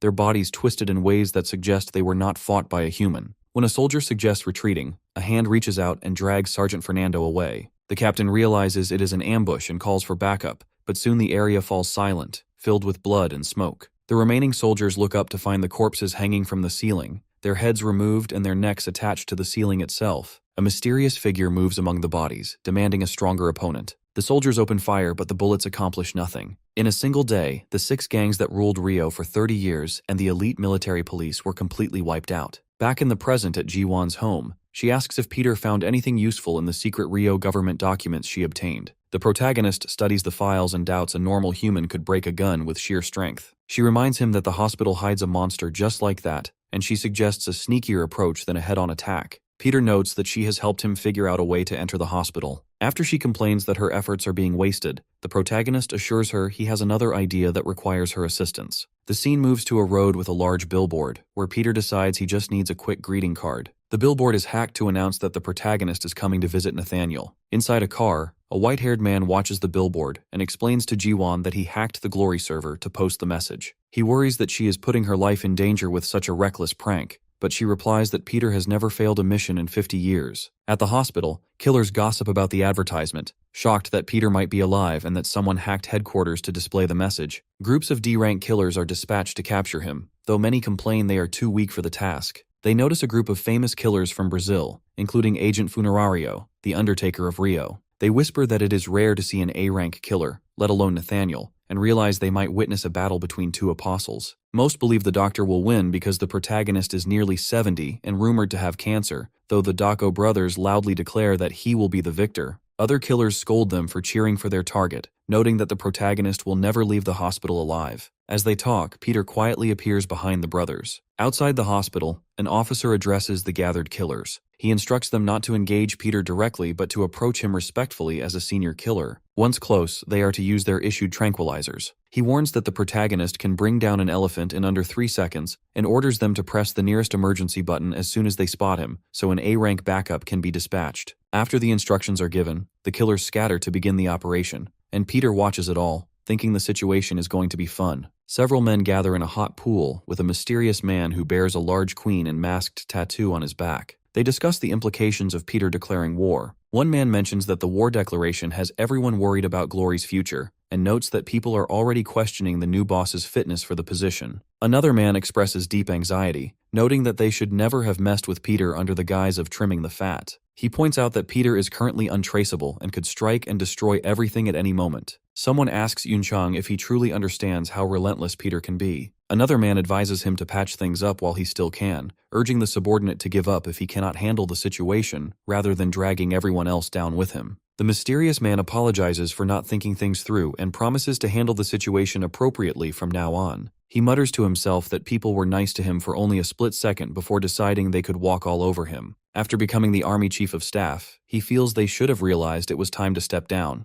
and he dismisses them as decrepit vermin. Privately, he thinks about how he is waiting for Peter, viewing the upcoming conflict as his masterpiece against his father's, and wonders who will survive. The scene shifts to Seoul Yongwang General Hospital. Peter twists a man's neck to adjust it, and the patient relaxes in relief, praising our boy for being so skilled despite his youth. Peter humbly calls it a regular day on the job, noting that he usually uses those techniques for other purposes. He then asks the man if he knows a doctor named Hyun-il-na. When the patient denies knowing anyone by that name, Peter walks through the corridor, realizing that the doctor has likely abandoned his identity and gone into hiding. He concludes that the imposter must be hiding somewhere in the hospital, and that it is now a race to find the other first. The Dako brothers approach Peter and tell him it is time to go. Peter notices they are usually pushing patients with neck casts in wheelchairs, and when one brother calls him picky, Peter asks about Yuna. Biggie explains that she has joined the mission. Although Peter points out that Yuna is only ranked 335, the older man notes that Peter is ranked 336 but has become their associate, making him their right-hand man. After searching the lobby, the siblings tell Peter he did a good job and instruct him to call immediately if he sees anything suspicious, promising to protect him since they believe he is not a strong fighter. Suddenly, Biggie spreads his arms and claims he has found Peter. He compares a man walking past to an old photograph and wonders if it is really him, though Peter disagrees. The brothers stop the elderly man and ask if he is the hero they are seeking. The man replies that he was indeed a hero during the Vietnam War. The siblings insist he cannot stay there and attempt to escort him out quietly. When the man protests, one brother asks if he needs a syringe. A nurse approaches Peter, and when our boy asks her to clarify, she tells him not to worry because the old man has already had his blood test. Peter realizes the hunt for him is officially underway. Throughout the hospital, nurses begin telling patients they need blood tests for physical examinations. The Dako brothers continue trying to force the elderly man out while he struggles. Yuna suddenly bumps into Biggie, who angrily questions her presence since she is only ranked 335 and should not be allowed inside. She claims her younger brother is there and runs away. Biggie assumes she was just overwhelmed, while Jiwon tells Peter via a hidden earpiece that there is no time to worry about his junior. Jiwon asks if he has found Nathaniel, noting his earlier search did not yield much. Peter replies that he is still thinking about it. He realizes he needs to remain undercover to lure the target out. A large muscular man named Rodrigo, a B-rank killer from Undertaker, appears and warns the Glory members that he will kill anyone who fails their job. Peter introduces himself as Sungu Kim, a D-rank Glory member, and says he will pass through quietly. The protagonist realizes that since the target refuses to show himself, he must use bait to lure him out. Jiwon agrees to head in and prepare her team for a warm-up. Peter, now disguised as a male nurse, enters the operating room. Rodrigo asks who he is, and the protagonist says he is a D-rank killer in charge of surgical duties. The assassin orders the other Glory member to find Peter, but the protagonist remarks that he is looking for an enraged Nathaniel to make things easier. Angered, the killer says a D-rank has no right to speak that name. Peter notes that there is only one reason a killer asks about a target's whereabouts, which is to kill them. They begin to fight, and the B-rank fighter notes the timing is perfect. Elsewhere, an assistant shows a doctor live footage of Peter fighting the killer in the operating room. The physician counts to 10 and watches in shock as Peter defeats the B-rank killer. Realizing the protagonist is truly inside, the doctor asks where he went. The assistant explains that security recordings are being deleted in real time, and that they lack the technology to stop it, begging the employer to spare him. The scene shifts to Sangdo Park, who is submerged in a large solution-filled chamber. He is thrilled that Peter is finally in the building. The doctor stands before the prisoner and points to other chambers containing people like Grace, Carter, Xavier, and Robert, noting they are all waiting for Peter. The medic proudly remarks that they have finally trapped him, mentioning that Mr. Kim stated everything was perfect, down to the last detail. Peter talks to Jiwon, noting that now that he has killed Nathaniel's pet, the hunter is bound to reveal himself. She agrees, noting that Nathaniel must be furious. Peter decides to wait and ambush the man. He finds Yuna eating and asks why she is there. When she tries to leave, he makes her sit down. He mentions he accidentally ordered too much chicken and wants her to help him pass the time. Yuna eventually eats, but the conversation turns serious when Peter asks why she is at the hospital. She explains that the old man she has a connection to was shot protecting her. Peter shows her a picture of Nathaniel on his phone and tells her not to lie about recognizing him. Yuna reveals that the man in the photo is not the real Nathaniel. Before she can explain further, a voice calls out to her. Nathaniel, dressed as a doctor and identified as the general manager of the hospital, asks why she is walking around without security. Peter realizes that the villain has finally revealed himself. Nathaniel approaches Yuna and asks her to identify the young man standing nearby while keeping his eyes fixed on Peter. She immediately anticipates that an encounter between these two will only result in violence. The protagonist politely introduces himself as a D-rank killer, explaining that he has been dispatched for this mission and never expected to meet such a prestigious figure in person. Our boy promises to do his best to ensure that Nathaniel is well served and requests that the doctor leave his care to him. Nathaniel turns back to Yuna, instructing her to come to his office once their rounds are complete and promising to send someone to escort her. As Nathaniel walks away, Peter watches him and realizes that the man is clearly no ordinary killer. In the corridor, an assistant approaches the doctor to report that a teacher at Shinyangwang High School claims the young man who fought Sangdo Park was simply lucky and not a cause for concern. Nathaniel insists that he will determine that for himself and asks for the requested profile. The assistant nervously hands over the file but fumbles and drops it, apologizing for his clumsy fingers. Nathaniel offers a quiet response. Suddenly, Nathaniel recalls shaking the protagonist's hand earlier. He remembers the introduction and notices a memory of an unusual twitch in our boy's hand. He asks his assistant for the D-rank killer's name, and the staff member confirms that the young man with Yuna is named Sungu Kim. Nathaniel remarks that he intends to keep Peter close because the boy would make an excellent sample. Consequently, our boy is assigned to join the doctor's entourage. Later, Peter speaks with Jiwon over the phone. The ally insists that he finish his mission and leave immediately, unable to fathom why he would accept a position in the entourage. The protagonist suggests that it sounds like fun, noting that despite Nathaniel knowing an intruder is in the hospital, the doctor still cannot locate him. Jiwon grips her juice box so tightly that it spills, and she angrily demands to know what is wrong with him. She warns that if he is caught, everyone will die. Our boy admits he does not yet know what the entourage truly entails, but he expects to find out soon. He hangs up and returns to playing chess with a young girl. The protagonist excitedly praises her as a chess queen and asks for another game, though someone nearby notes that Peter was only going easy on her. A staff member hands Peter a key card marked AWAR-036, which grants access to every room in the hospital. He congratulates the protagonist for landing the position, explaining that the doctor rarely adds anyone to his inner circle. The employee outlines 3 strict rules. Our boy must never speak unless spoken to first, never question the doctor's actions, and never refuse an act of kindness. Peter wonders what kind of kindness could cause such nervousness among the staff. The assistant leads Peter to a room, telling him that the doctor dislikes waiting. Upon entering, Nathaniel notes that our boy has arrived at the perfect time. The doctor stands surrounded by the Undertakers of Rio,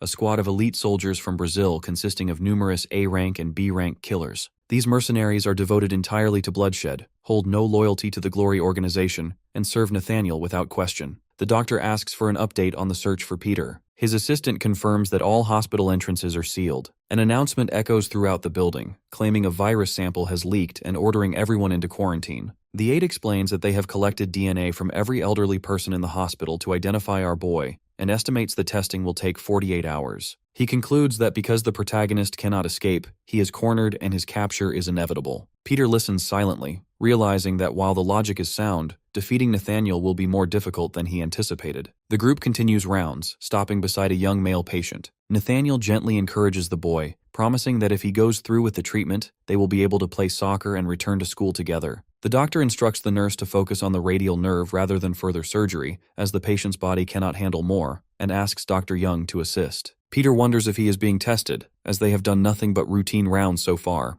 Nathaniel suddenly asks if our boy is disappointed by the lack of action, or if he is waiting to see the doctor's true side. The protagonist claims he is not disappointed, but Nathaniel calls him a liar and invites him to follow him to see something else. They descend into an area that does not appear on any hospital maps. Following a light at the end of a passage, they reach a secured door. Nathaniel uses his keycard to open it, revealing a hidden underground laboratory filled with massive chambers containing human test subjects. Peter finds the sight disgusting, while the doctor proudly calls this the place where his dreams become reality. Nathaniel claims that Charles Darwin was wrong, and that evolution is not a matter of nature or coincidence, but a process he personally controls. He explains that he eliminates the weak and cultivates the strong, which is why he is interested in our boy. Alarms suddenly trigger, warning that a test specimen has escaped and reached State 4. As the creature flees toward the exit, security forces fire paralysis needles while warning that the surface gates will be sealed. As a countdown reaches 0 and the gate begins to close, Nathaniel's hand bursts through the wall, grabbing the specimen by the face and stopping it instantly. The doctor calmly scolds the creature for interrupting his conversation. Returning his attention to Peter, Nathaniel explains that he captures strong individuals to strip away their humanity and study them. He claims to have dissected every muscle and cell himself. The doctor tells the protagonist that he sees great potential in him and wants to make him the embodiment of his vision,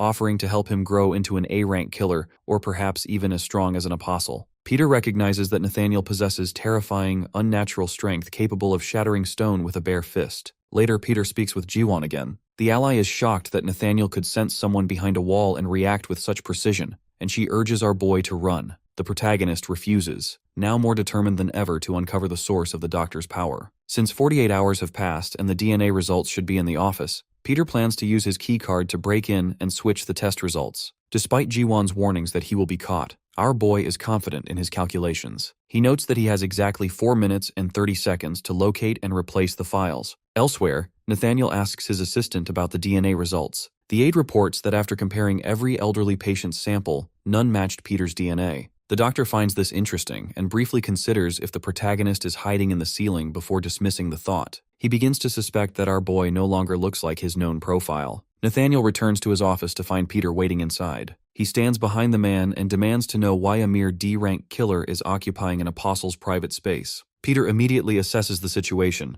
noting that according to his calculations, the former was not scheduled to return for another 30 seconds. This early arrival suggests that his previous kindness and the tour of the secret laboratory were likely a calculated trap intended to make the protagonist drop his guard. He realizes the doctor must have been suspicious of him all along. Nathaniel repeats that he expects an explanation for the protagonist's presence. Peter claims he was only there to deliver documents requested by Dr. Hong and makes as if to leave. The doctor grabs his shoulder, noting that the protagonist has already rummaged through the files. He questions why the protagonist was so interested in the elderly patient's blood samples if he truly did not know where they were kept. He warns that if the protagonist cannot justify his actions, there is only one logical conclusion. He asserts that while words or appearances can be disguised, DNA is the one thing that can never be hidden. Peter realizes the doc is speaking about him. He maintains his composure, suggesting that since the target has not been found, he assumed the individual was still in the hospital using a different appearance. He mentions having searched records of patients who recently underwent plastic surgery for a match, then offers to conduct another search. Recognizing that the guy is onto him, the protagonist decides to use that suspicion to his advantage. He bows his head, sincerely apologizing for overstepping his boundaries in his desperate attempt to track down his target. Nathaniel notices something on the protagonist's face and orders him to wipe it off. He expresses satisfaction that the protagonist is taking the mission seriously, though he reminds him to uphold the dignity of the Glory organization. He dismisses the protagonist, who thanks him and exits the room. Once alone, he examines an old photograph of the protagonist. He realizes the face in the image was authentic and not a mask. Frustrated, he crushes the photo, convinced that the man he just spoke with is not the Apostle Peter he is looking for. He recalls his past, specifically an underground fighting arena described as a lawless coliseum. He remembers confronting the reigning champion, a Mexican fighter known as the Slasher who was famous for his lethal kicks. The doctor approached him and, after mocking the fighter's reputation, severed his leg. He recounts similar encounters with the world's strongest fighters, including a man famous for his powerful fists, whose arm he tore off, and an entire gang he massacred. The scene returns to the gory display of headless bodies hanging from the ceiling. The doctor reflects on how he traveled the globe to find and personally defeat the strongest beings alive. He recalls a victim, held by the throat, warning him that he could never be the strongest as long as the protagonist existed. The doctor had coldly replied that every kill was merely a step toward his true goal. Before he could extract information about the protagonist's identity and location,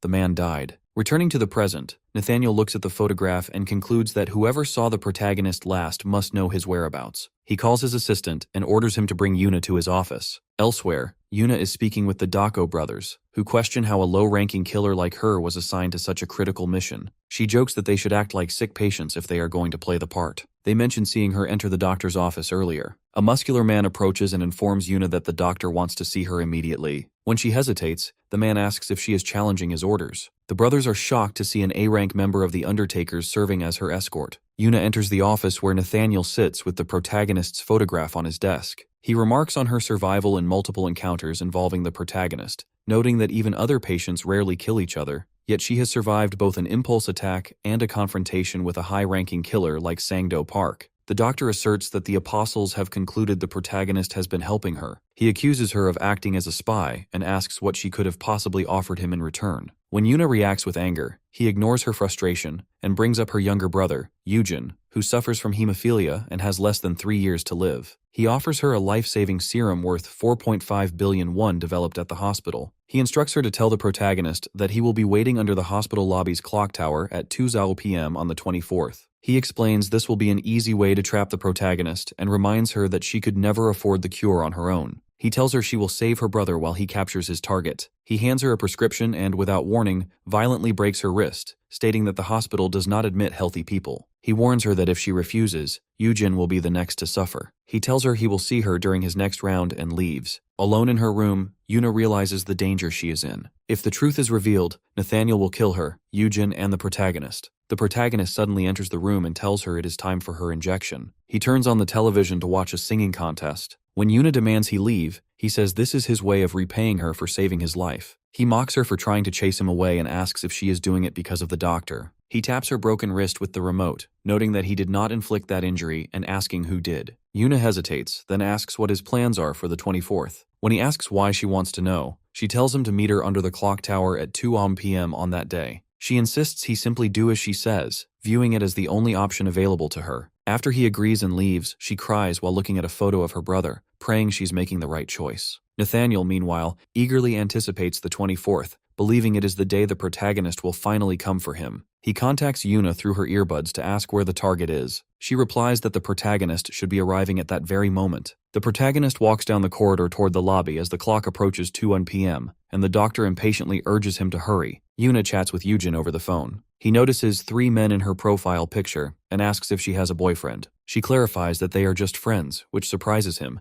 as he was unaware she had friends at all. He points out that the man in the center is quite handsome, and jokingly asks if she likes him. When she insists he is just a friend, he teases her about sounding jealous, and mentions his desire to play soccer with the man. He then expresses his wish to watch the World Cup in 3 years and cheer for their country. Yuna immediately promises to take him and starts booking their plane tickets. Although Yujin is initially excited about the prospect of their first trip abroad, he suddenly retracts his enthusiasm, claiming he is afraid of airplanes. She brushes off his hesitation, but he eventually admits he is actually worried about the cost. She tells him to stop worrying about money because she has everything under control, and she urges him to simply look forward to the event. She then informs Yujin that a doctor has developed a remarkable cure that can restore his health with just 1 drop. While he is skeptical, she encourages him to remain optimistic. He expresses his gratitude for having a sister like her, and after she jokingly tells him to stop being dramatic and admits she is tired, they say goodnight and end the call. As she hangs up, the phone slips from her hand, and the impact sends waves of intense pain through her fractured wrist. She tells herself that this is the best she can do, and that she has no other choice. Yuna thinks about Peter and wonders if he is on his way, silently begging our boy to keep his promise to meet at 2 o'clock. She recalls their earlier conversation when she directed him to the clock tower in the park rather than the hospital lobby, warning him that anywhere else would lead him into danger. Peter had agreed, and as she watches him arrive and check the clock, she realizes the gravity of the situation. She knows that because Peter killed the apostle, he is in grave danger. Seeing the hospital lobby filled with armed individuals stationed at every corner, she realizes that even someone as strong as Peter is in over his head, and she silently prays for him to run away. She reflects on her decision to send him to the park to avoid the trap. As she monitors the lobby, she thinks about Sungu, who had unexpectedly entered her life. Despite her initial suspicions, he was the first person to show her the joy of sharing a meal and the comfort of companionship. He supported her through difficult times and helped her discover her own strength, and she knows she could never betray him. Nathaniel approaches Yuna and asks for an update. Startled, she lies and claims she has not heard from Peter since that day. She apologizes, explaining that she only lied because she wanted to secure the promised cure for her brother. She begs Nathaniel to let her work for him, promising to perform any task, including cleaning, and insists she has been training to become his best worker. Nathaniel notes that since she failed to bring Peter to him, she is no longer useful. He breaks his cane, mocks her training as pathetic, and orders his men to bring in the next person. Suddenly, a fire alarm erupts throughout the hospital, triggering a frantic evacuation. Biggie moves away in his wheelchair while Junior asks about their mission, prompting the former to prioritize the target. A loud crash draws everyone's attention, and Nathaniel questions the legitimacy of the fire since there is no smell of smoke. Yuna wonders if Peter has arrived as a sudden sense of anticipation takes hold. Peter walks over to Yuna and confirms he is by her side. When she expresses shock at his presence, he reminds her of their appointment at the clock tower. He explains that since the hospital staff and patients would have evacuated due to the fire alarm, anyone still present must be a killer hunting him. Nathaniel reveals he knew something was happening between them and questions if Peter believes he can challenge the Undertakers of Rio alone. Nathaniel explains the history of his organization, describing a poverty-stricken village in Rio where life is cheap and the average lifespan is only 16 years.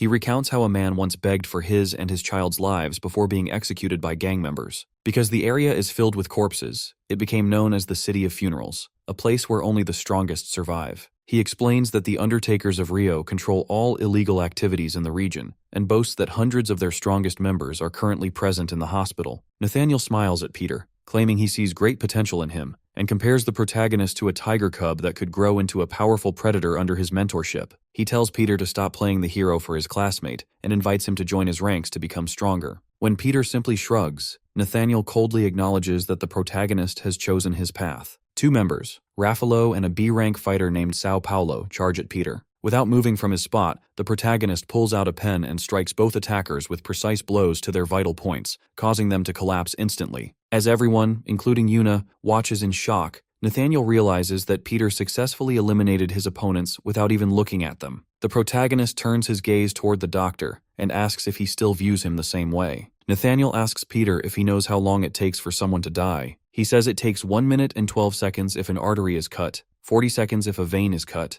and 12 seconds if the carotid artery is severed. He then says that, on average, it takes about a minute to kill someone. Since Peter is up against 100 killers, Nathaniel wonders if he will be able to survive for 100 minutes. The gang closes in on Peter. One of them says that he has been dying for this moment. Another says that the country is far too peaceful. Another says that he finally feels alive again. One of them shouts for the little brat to come on. As two of the gang members rush forward, Peter takes them down instantly. The others continue advancing without hesitation. One of them says that they will never forget the sacrifice of their brothers, and that the little boy is not taking them down. Another yells for everyone to charge. Yuna becomes worried. She thinks that Peter is in serious danger. They have him cornered, yet they do not even flinch after seeing their comrades die. They show no sign of slowing down. One of the gang members asks why the little boy looks so scared. He says they have all grown up together since they were born. Another says the doctor lived a comfortable life, so he would never understand them. Another says they have seen death around them every single day. Peter dodges their attacks with ease. Nathaniel remarks that Peter is quite good at dodging.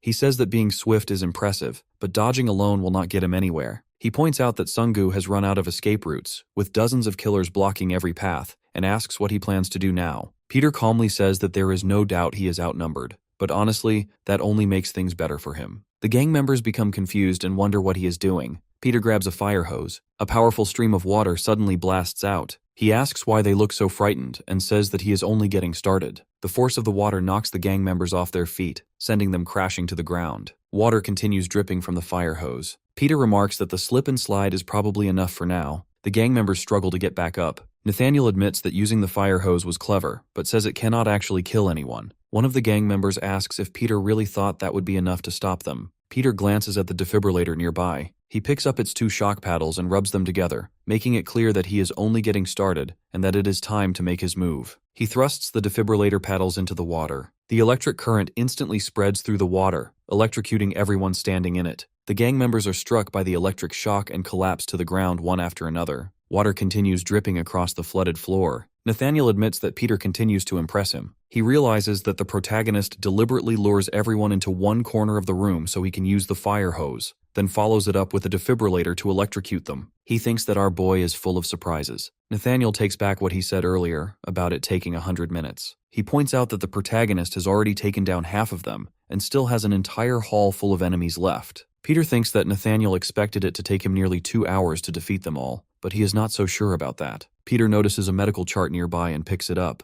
The remaining gang members wonder what he is writing. Peter marks the chart and throws it toward them. The gang members see it and wonder what it is. The chart shows a human body from the front, back, left, and right sides, with red cross marks indicating vital points. Peter demonstrates that they do not even recognize an autopsy chart, despite calling themselves hospital personnel. He explains that a stab to the carotid artery causes massive bleeding, and that the same cause of death will soon appear on all of their autopsy reports. As he finishes, he hurls his pen toward them. One of the gang members realizes that they have underestimated him and that it is already too late. Peter charges at the remaining members with nothing but his pen. He rapidly strikes one fighter after another, taking them down in quick succession. The gang members are sent crashing backward as they fall one after another. Watching the entire fight, Yuna remembers the stories she has always heard about the strongest man in the world. He is spoken of as a legend by everyone around her. However, the legend is nothing like the heroic stories she has heard. He appears to be nothing more than an ordinary old man and a tenacious fighter. He does not resemble the legendary killer who supposedly fought thousands of enemies alone. She realizes that not every rumor can be believed. But if the rumors are true, and this is what Peter is really like, then she understands that this must be exactly what everyone else witnessed. After the 100 fighters are defeated, Nathaniel praises Peter. He remarks that choosing him was the right decision, and that it took our boy only 30 minutes to defeat 100 men. Peter makes it clear that he is still not finished. Nathaniel becomes confused. Peter points out that Nathaniel is still alive. He asks whether the antagonist is going to come to him, or if he should go to him instead. Nathaniel leaps down from above. The impact cracks the floor beneath his feet. A sinister smile spreads across his face, and a dangerous gleam appears in his eyes as he makes it clear that Peter already knows his answer. Nathaniel watches Peter with deep suspicion, struggling to comprehend how someone so young can display such immense skill. He briefly wonders if the young man is a professional killer from abroad, but he quickly dismisses the idea due to Peter's youth. The protagonist counters this by noting that he has his own curiosities, observing that people who lack confidence often feel the need to talk the most. He offers a smile, reminding his opponent that there is a very thin line between confidence and arrogance. Nathaniel lunges forward with incredible speed. Although Peter manages to block the strike, the sheer force behind the blow launches him into the air. While he is airborne, the protagonist is stunned by the doctor's overwhelming strength and questions whether his opponent is even human. As he lands and slides backward, he acknowledges that the situation has become dire. Watching from nearby, Yuna is shocked to see Peter thrown back despite his defensive stance, and she begins to worry about the true extent of the assailant's power. She realizes that the protagonist has already pushed himself to the limit after fighting 100 killers, and she fears he will lose if the battle continues this way. Her voice rises in desperation as she screams for him to dodge. Nathaniel picks up 2 nearby corpses and asks if our protagonist is already exhausted, mockingly claiming that the fun has only just begun. He hurls the bodies at Peter, telling him that fatigue is no excuse for failing to defend himself. The protagonist avoids the bodies and rushes toward his opponent, but Nathaniel suddenly swats him away with a single hand, sending him crashing into a wall. Peter is left reeling, having never witnessed such raw power in a human before, and he desperately wonders about the source of the doctor's strength. Tears stream down Yuna's face as she cries out for him. She watches in horror, convinced that Peter is going to die. Eventually, he slams him into an elevator and hits the button, sending them both plunging downward. Yuna watches them descend, wondering how deep the shaft goes. He explains that because the protagonist is so fast, he specifically chose this confined space to prevent any chance of escape. The elevator stops in an underground laboratory surrounded by large test tubes filled with human specimens. Nathaniel taunts Peter, asking where his fighting spirit has gone, and expressing disappointment that he is just another boring opponent. High above, Yuna continues to call his name, determined to find a way to reach him. Inside the lab, the doctor demands to know who Peter really is and why he showed up instead of the person he was expecting to meet. The protagonist remains completely motionless after the exchange, leading Nathaniel to assume he has killed him, which he claims is the usual outcome of his serious fights. He grows increasingly angry, frustrated that Peter managed to dodge all of his previous attacks. Suddenly, the protagonist stands back up and offers a polite apology for his poor manners, explaining that he only took a quick nap because he found the doctor to be boring. Nathaniel stares in disbelief as Peter invites him to try again, promising that he will fight seriously this time. As the battle resumes, the protagonist senses the true weight of the fight as he tracks his opponent's incoming fist. In a separate control room, Ji-won and a white-haired man monitor the struggle via security cameras. The man expresses surprise that Peter is being overwhelmed, but she remains calm. When asked why, she recalls a story about the protagonist from 55 years ago. A flashback reveals a group of young students gathered around an instructor who asks them to define the true source of strength. While other students offer answers like calm decision-making, weapon skills, technique, or physical power, Peter focuses on a technique capable of killing anyone. The instructor leads them to a massive boulder and tells them to break it. When the students complain that the task is impossible, the protagonist criticizes their footwork, noting that they cannot expect to shatter the rock if they cannot even move correctly. While the other students give up, Peter stays behind, striking the boulder for an entire month. When the others return, they mock him for his failure, but they soon fall silent when they realize the original boulder has been completely shattered into countless pieces. Back in the present, Nathaniel asks if Peter knows the limits of human power, citing that even the world's strongest lifter is no match for him. He questions if the protagonist is truly human or if he has received some kind of blessing. Peter asks if he has ever been hit by a car, and before he can respond, the protagonist lands a massive blow that sends him flying across the laboratory. As Nathaniel crashes into a thick storage capsule, the white-haired man watches the monitors, noting that surviving such an impact will be difficult. However, the doctor slowly climbs to his feet. He tells Peter that he will not understand why he is still alive or why the protagonist's own hand is now covered in wounds from the impact. Peter looks down to see his hand injured, and Nathaniel reminds him that he dictates the evolution of humanity. As he removes his shirt, his altered physical state is revealed, and the protagonist realizes that his opponent has turned himself into a monster. The doctor proudly declares that his transformation is the result of his evolutionary legacy. Nathaniel stares at Peter, questioning why he looks so shocked. Peter, however, thinks his opponent has completely lost his mind, wondering what exactly the doctor has done to his own body. He offers an explanation, asking if Peter has ever heard of anti-fragility. He claims that because he cannot be killed, every bit of pain he suffers only makes him stronger. As his muscles tear and recover, his body becomes even sturdier. He explains that he has developed a revolutionary drug to drastically reduce his recovery time, creating a cycle where more pain leads to greater power. He asks if Peter understands the implications. As he strides toward our protagonist, he declares that Peter's chances of defeating him are essentially zero. When his hand clamps around his neck, Peter realizes one wrong move means death. He smashes him into the floor, sending dust flying everywhere, and boasts that no one has ever survived his grip. Suddenly, Peter's voice cuts through the air, congratulating him. He pauses, recalling the moment he caught Peter. He is certain he had him by the throat. He realizes with shock that in just 0.1 seconds, Peter had used his hand to create an opening and escape the chokehold. He is stunned, thinking that no ordinary human possesses reflexes that fast. Peter, meanwhile, feels the burning pain in his hand from that brief contact. Flashbacks of Nathaniel crushing an escaped specimen's head through a wall race through his mind, leading him to one conclusion. If the opponent catches him with both hands, he is dead. He demands that Peter show him more. A chart of Peter's abilities flashes on screen, listing strength, combat skill, willpower, intelligence, speed, and stamina. He concedes that Peter's stats belong to an A-rank killer and arguably surpass an ordinary A-rank, yet he maintains that Peter has failed to defeat him because he has been constantly evolving throughout the fight. He offers one final chance for Peter to beg like a dog, otherwise he threatens to tear him apart piece by piece. When Peter raises his hand, the doctor mistakenly believes his opponent has begun to understand his vision. Inside the security room, a white-haired man watches the monitors and notes that if Peter surrenders, they may have to abandon him to avoid exposure. He claims that from the first moment he saw him, he knew Peter was different. Peter responds calmly, saying that enough is enough. It is time to try a different approach. He tells Nathaniel that his obsession with strength has completely clouded his judgment. When he asks what he is doing, Peter replies that there is only one way to deal with a child throwing a tantrum, giving him a proper spanking. He grins, mockingly praising this intimidating attitude. The two immediately charge, their fists colliding repeatedly as the intensity escalates. Watching the monitors, the white-haired man admits he no longer understands what he is witnessing, noting only that this is no longer a fight between ordinary humans. As they exchange blows, he recognizes that Peter is truly powerful and unlike any opponent he has ever faced. He is excited by his own evolution but remains bothered by a nagging question.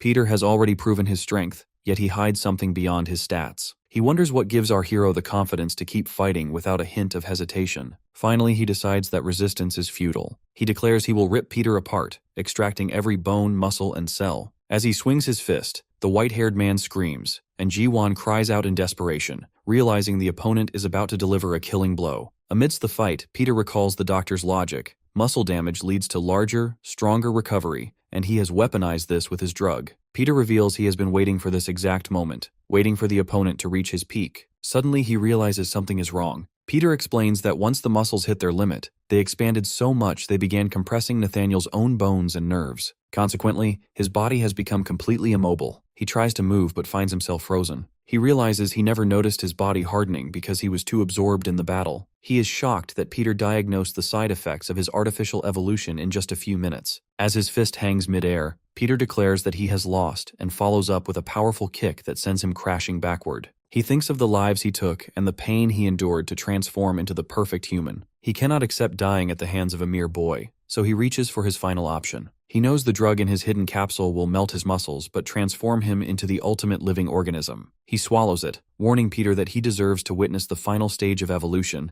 and that they will both die in 3 minutes. As they clash again, his thoughts race. Even with his fists at maximum power, Peter reads every movement with ease. It feels as if he is fighting an army, not one person. He finally understands the missing piece. The wall separating them is experience. He cannot fathom how someone so young could possess such overwhelming combat history. Peter reminds him of the one man he spent his life trying to surpass, the strongest, godlike man in the world. As the battle draws to a close, a chilling thought occurs to him. Is this actually Apostle Peter? Nathaniel's memories drift back to the year 2002. Inside the Grand Hall of the Glory Club, portraits line the walls as doctors gather to take their solemn oath. They swear to volunteer for mankind, maintaining their medical conscience and dignity regardless of any personal harm. One observer finds the display incredible, while another doubts such a thing is truly possible. A woman explains that these are representatives at the entrance ceremony of the Divine Honor Medical University. Among them is a young Nathaniel, then known by his real name, Na-yeon-il. Though recognized as a genius who entered medical school at age 13, he feels no happiness. The scene shifts to August 1994, inside a pediatric ward. Children gather around a man dressed as Santa Claus, asking for presents. Na-yeon-il lies on a hospital bed, attached to medical drips. When someone suggests he should also receive a gift, the patient reflects on his existence. He believes his frail birth was a choice made by God, and he wonders about the purpose behind being born so weak. A television program about evolution plays, showing a creature shedding its old shell to grow stronger. Seeing this, the boy wonders if God is instructing him to do the same. Because humans cannot naturally evolve like animals, he decides he will become the person to achieve that impossible feat. By the year 2012, a patient who was shot and went into cardiac arrest is rushed into the hospital. Junior doctors and nurses prepare for emergency heart surgery, whispering about the patient being a serial killer. The junior doctor wonders why anyone would treat such a person,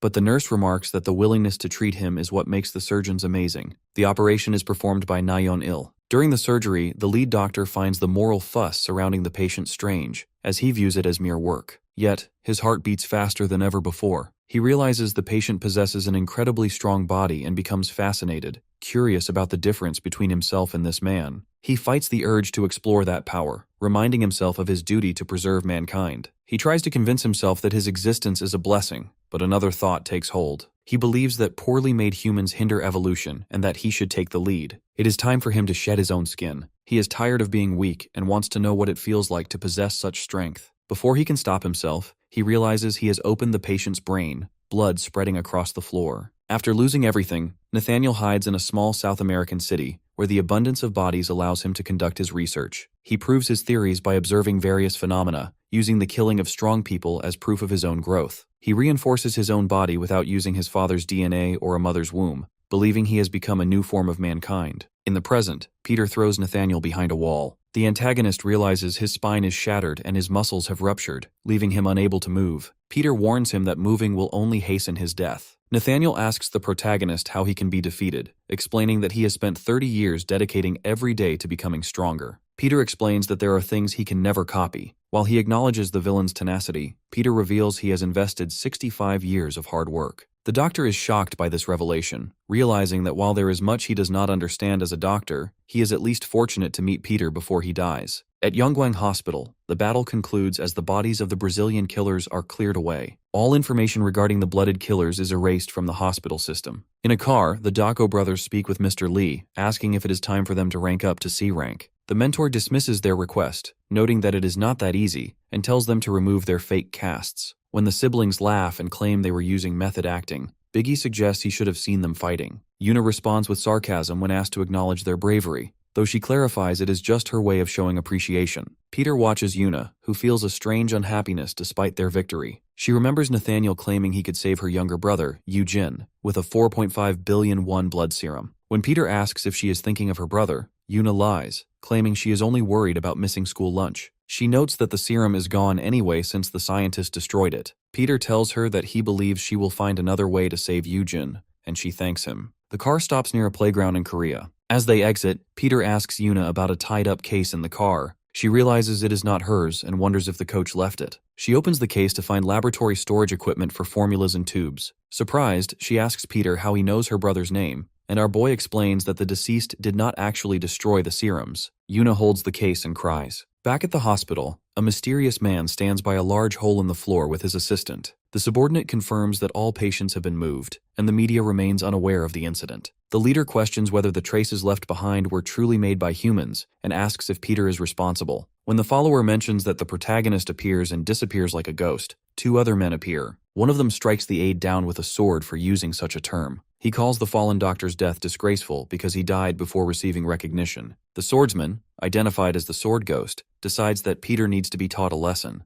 Mr. Lee gathers Peter, Yuna, and the Dako brothers to announce that they are beginning their volunteer service. Biggie notes they just finished their last mission and are already being assigned another, while Junior remarks on the difficulties of being so popular. After he asks if the task involves assassination or espionage, Yuna sighs, wishing the month would simply end. Mr. Lee admits he is unsure why they were given this specific assignment, but explains that the volunteer club exists for this reason, so they must do their best. Upon arriving at Yahello school, Biggie is confused, and Junior asks about the nature of the location. Yuna points out that they are there to volunteer as instructed by the coach. As children gather around the brothers and start climbing on them, the siblings wonder if they are expected to do actual manual labor. When someone asks Yuna about the pair, she dismisses them as a bunch of boneheads. She then warns them not to be disappointed because this work is necessary for their club to be officially recognized by the school. The Dako brothers drop to the ground and flail, complaining that they did not come to glory for such menial tasks. They refuse to perform what they call pity work, questioning why superstars like them would be forced into it.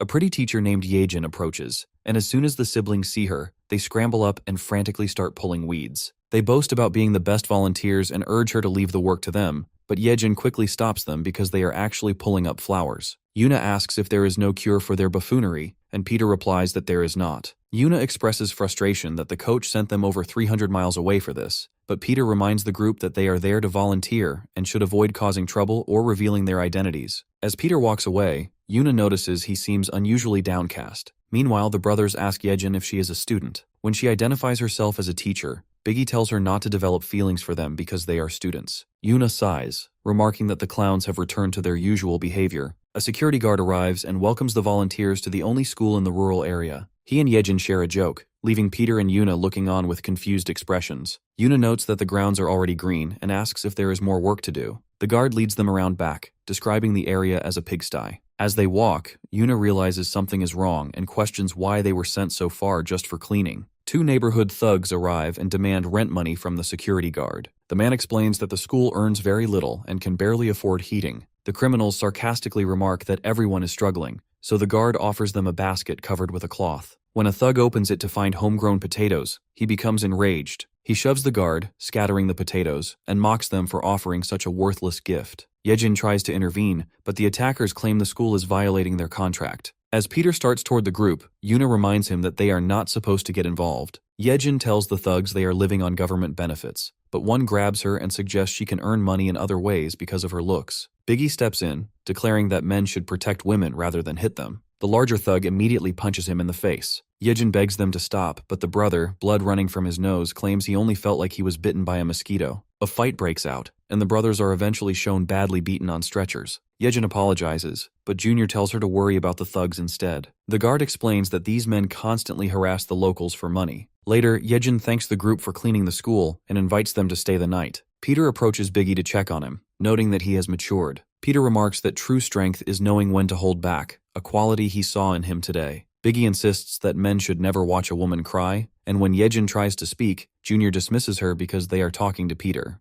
That night, Yuna sits on a swing thinking about the serum she found in her luggage. Peter approaches and she jumps in surprise. She wonders why he appears out of nowhere, but he ignores the question. Yuna decides to bring up the serum, but Peter thanks her for protecting him at the park instead of the hospital. He mentions that he knows she was scared but showed courage. Yuna dismisses the praise and asks if he is related to the other Peter, noting his incredible strength. She expresses frustration that someone as powerful as him is ranked as a mere D-rank killer. Peter promises to explain everything when the time is right. Yuna attempts to thank him, but they fall into a back and forth because Peter claims he cannot hear her. After she eventually shouts her thanks, Peter tells her to calm down, leading Yuna to accuse him of provoking her on purpose. Peter reflects that the group is maturing and decides it is time to wrap things up. He heads to the security room to speak with the guard. Inside, Peter asks if he can help further, but the man stops him. The guard reveals that he has lived around the scent of blood for decades and knows the protagonist is not just a student. He states that he reeks of bloodshed. Peter admits that volunteering was the only way to arrive without attracting attention. He reveals that he came specifically to find Apostle Simon. The guard removes his gloves, and Peter identifies him as the Spirit Sword Master and Glory's greatest swordsman. Simon tells our boy that his research was thorough, but warns him that he will not be leaving the school alive. Swinging a sword typically leaves a small gap in a fighter's defense, which serves as a prime opening for a counterattack. Simon, however, fights as if he can read his opponent's mind, leaving absolutely no room for a retaliation. Neither immense strength nor rapid speed can bypass his defense, and as he swings his blade, he slices through all of Peter's canes with ease. In an instant, the Spiral Swordmaster corners Peter, completely restricting his movement with a shield of blades. Peter remarks that he wants to see if the apostle truly deserves his reputation as the world's greatest, the spiral swordmaster, Apostle Simon. He replies that Peter should be proud, as the protagonist is one of only 2 people he has never managed to defeat within 10 moves. Simon advances once more and cuts through the remaining canes, but Peter ducks to avoid the strike. During the clash, the swordsman notes that people cannot hide their natural habits, such as their scent, their gait, their speech, or even their breathing. Although he was initially skeptical, this fight has confirmed his suspicions. The apostle then kneels respectfully and greets Peter as his great brother. As Peter remains standing, the swordsman admits that he had been certain of his brother's death and confesses how much he has missed him,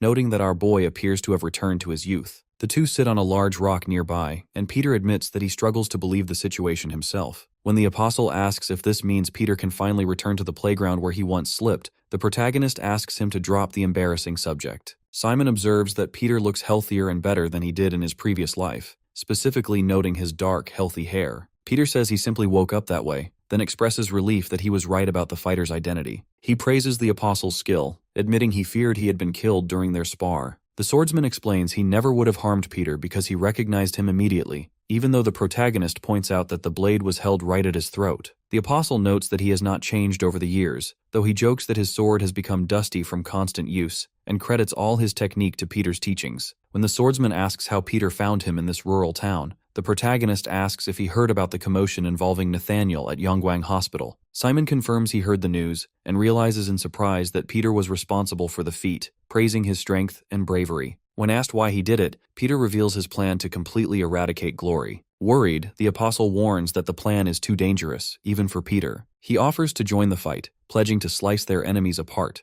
but the protagonist tells him to stay behind and focus on maintaining the school grounds. Simon protests, arguing that he belongs by Peter's side, and asks if our boy is truly willing to abandon the years he spent in hiding. The swordsman recalls the night that forced him into exile, expressing regret that Peter stopped him from acting against their enemy back then. Peter remembers the past, 60 years ago, when Father Gabriel founded the orphanage. 12 children, including the protagonist, were selected and forced to survive on dirt, enduring brutal training that turned them into wild beasts. These survivors became the 12 apostles, secret agents who eventually influenced the world alongside glory. Everything changed when Father Gabriel took in an adopted son whose true identity remained a mystery. Eventually, that boy seized the crown, and when an enraged the apostle wanted to kill him, Peter stopped him, insisting it was not yet their time. The protagonist explains that under this leader, glory became a corrupt house of bloodshed. The man is identified as the one wearing a large mask with a queen tattoo on his back. Returning to the present, the apostle asserts that while he lacked power in the past, he now possesses the strength of his youth. He tells Peter to watch from the sidelines as he destroys their kingdom and the man responsible. Simon then departs. The next morning at Yahello school, the Doko brothers observe Peter surrounded by children and express frustration that the children favor him despite the brothers doing the work. Yejin mentions that she worried about the thugs returning, but the brothers assure her they will not come back. They explain that they forced the thugs to apologize and warned them that returning would mean facing a high-level killer. The thugs, terrified, promise to leave forever and dedicate themselves to being better members of the community. The brothers tell Yejin not to worry about their methods and prepare to leave. By the shore, Simon and Yejin thank them for the memories, and the brothers express gratitude for the hospitality. The apostle says goodbye, noting that the school will cherish these memories. Yejin invites them to visit every year, and the brothers are surprised by her kindness. Before leaving, Simon tells Peter to call him if he ever needs his support. Peter thanks him and tells him to be safe. Rain begins to fall and thunder rumbles. In the security room, the guard notices that there have been too many unexpected guests lately. A group of mysterious people arrives, including the woman who attacked the hospital, who identifies herself as the sword ghost and draws her blade. Simon approaches, noting they are not there for volunteer work. The woman recognizes him as the imposter Simon taken in by glory, and introduces herself as the Sword Phantom, the best swordsman in Japan, while her companion acknowledges his reputation. When the apostle asks if they came for his title, the woman dismisses the idea, stating they were only hired for a large sum of money. The fighter feels sorry that they will not be paid, and corrects their assumption that he is merely the best in Korea, declaring himself the true spiral swordmaster. Her companion suggests the trip was worth it. Simon invites them to proceed, stating that one side will not leave the encounter alive. A battle erupts between Simon and the Sword Phantom as their blades clash repeatedly. The Phantom notes that despite the fame surrounding the spiral swordmaster, he is not as impressive as she expected, and wonders if age has dulled his edge. Simon responds with sarcasm, admitting that he and his sword have grown a bit rusty, but he notes that if he were at his peak, she would already be dead. She ignores this, sprays herself with perfume, and warns the old man not to be arrogant. Simon acknowledges that her technique is extraordinary, but his concern grows for the large man accompanying her. He realizes that if he must fight both of them, he needs more space. As the two move forward, he warns the Phantom not to vandalize school property, threatening to fine her. She dismisses his concern, stating that she intended to find him anyway because he will be dead soon. She swings her blade with blinding speed, shattering a window and forcing the fight out into a bamboo forest. The Phantom curses the old man for being sneaky as he retreats. Her companion worries about her fighting in the heavy rain, but she tells him not to worry. Simon moves quickly through the downpour, searching for his opponent. He observes that her weapon is not a true sword, but a saw designed to tear flesh. She may not slash often, but every hit digs deep. More importantly, he feels that something is wrong, and that the pair is hiding a secret. They arrive at the edge of a cliff, where the Phantom remarks that Simon enjoys drama, calling this the perfect spot for a heroic death. When he asks if she knows why he is called the Spiral Swordmaster, she says she does not care and urges him to finish the fight quickly because she is busy. Her companion tells her to stand back as things are about to get dangerous. Simon agrees, stating that he does not need to explain his power because he can simply show them. He activates his Spiral Sword Mastery, causing the rain, the waves, and the air around him to stop,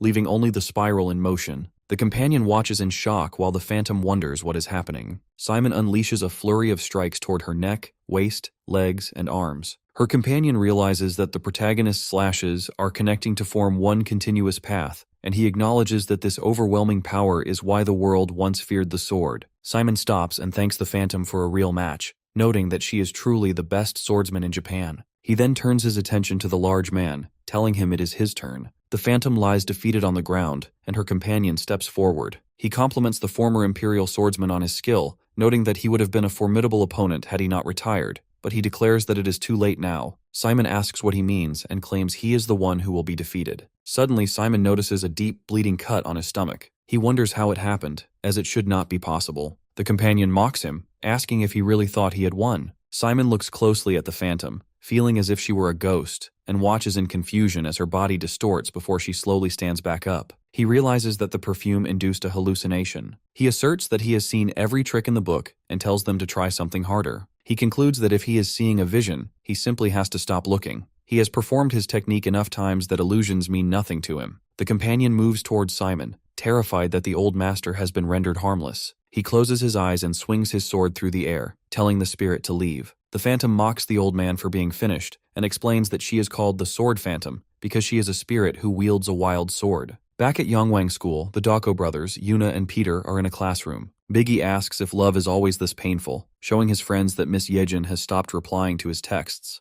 Yuna finds it creepy and tells him she does not blame her, but he insists that she was an angel who used to reply to everyone. He explains that she stopped responding after sending a picture yesterday that showed a woman with a sword and a man built like a bear. Biggie asks Yuna how to handle a woman acting this way, but insults her in the process. Yuna grabs them both by their collars, and he struggles to breathe. Peter then calls Jiwon to ask if she is free. Peter and Jiwon meet at a waterside location with a white-haired man. She complains about the freezing temperature and the smell of salt water. Our boy places a box with a picture on the ground, and his dog reacts immediately. Jiwon is surprised by the dog's behavior. Peter remembers his conversation with Simon and regrets not keeping him by his side. They open the box to find a detached arm belonging to Simon with a note that says, "Dear Peter." The protagonist is left in shock. Meanwhile, someone watches them through a telescope from a distance. A person on the phone asks if the target received the gift, and the observer confirms. When asked if the target is Peter, the observer identifies him alongside a white-haired man, a girl, and a dog. As the observer speaks,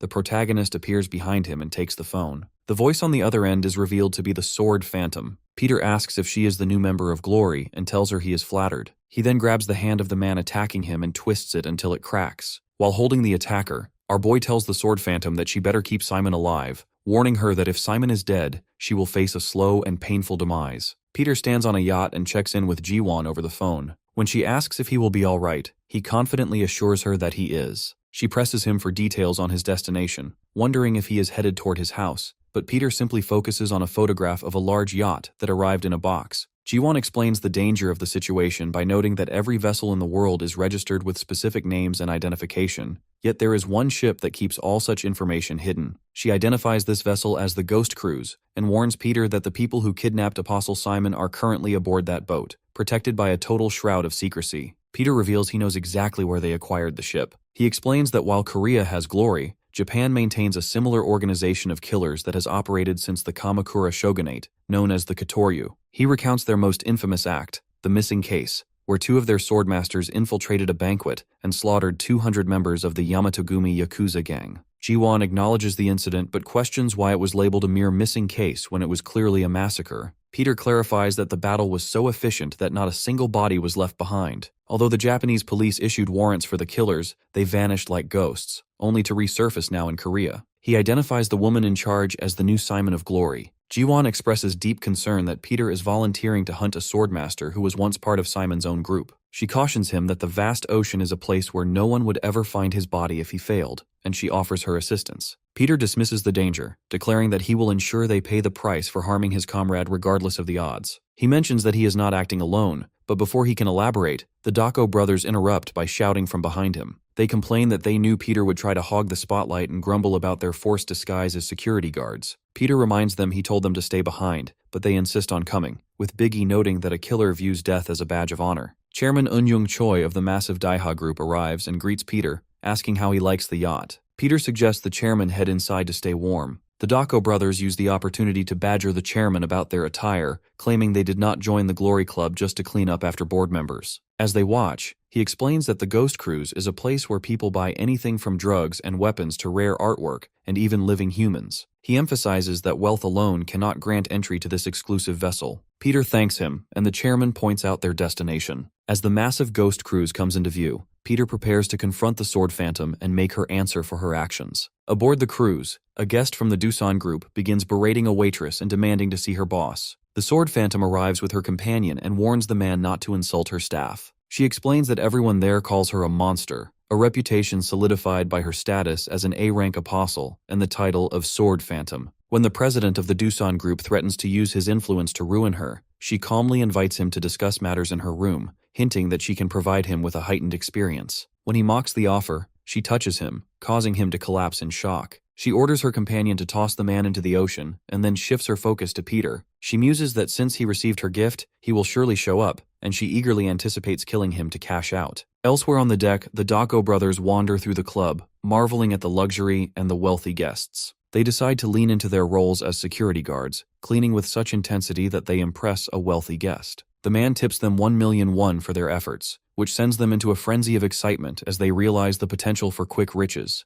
Their moment of excitement is cut short when the Sword Phantom emerges from an elevated position to address the crowd. Peter watches her and realizes she is the woman Simon described in his note, the new Simon of Glory. The auction begins with the introduction of the Podarok, a compact biochemical bomb abandoned by the Soviet Union for being too dangerous. Peter wonders how she could have possibly defeated a man like Simon if she does not appear to have the physical presence of a warrior. The guests debate the origin of the weapon until an elderly man, identified as the Russian weapon merchant Victor Igora, shouts in fury. He accuses the Sword Phantom of stealing his property and orders his 2 massive bodyguards to seize her. As the bodyguards advance, the companion blocks their path. The guards ignore the warning and try to push past him, but in an instant, both men are lying on the ground, their bodies trembling and melting from an unknown force. The guests are horrified, but the Sword Phantom simply apologizes for the interruption and announces that bidding for the Podarok will start at $20 billion the following night. She also teases that a second, even more incredible item will be revealed at that time. As the crowd disperses in anticipation, Peter prepares to leave. The companion asks if Peter is present, and she replies that they will find out tomorrow. Chairman Choi admits he is hungry, and Peter agrees to join him for a meal. Peter warns the chairman to remain vigilant, noting that the Sword Phantom is the most diabolical person he has ever encountered. The Sword Phantom suddenly approaches them and confronts the chairman, mocking his past refusal of her invitations. When she grabs his tie to invite him to dinner, the chairman tries to decline, but Peter steps forward and offers to take his place. Caught off guard, the Sword Phantom sprays her perfume and accepts the offer for a dinner date, warning Peter to prepare for a rough night. The Sword Phantom approaches our protagonist in an unusual way,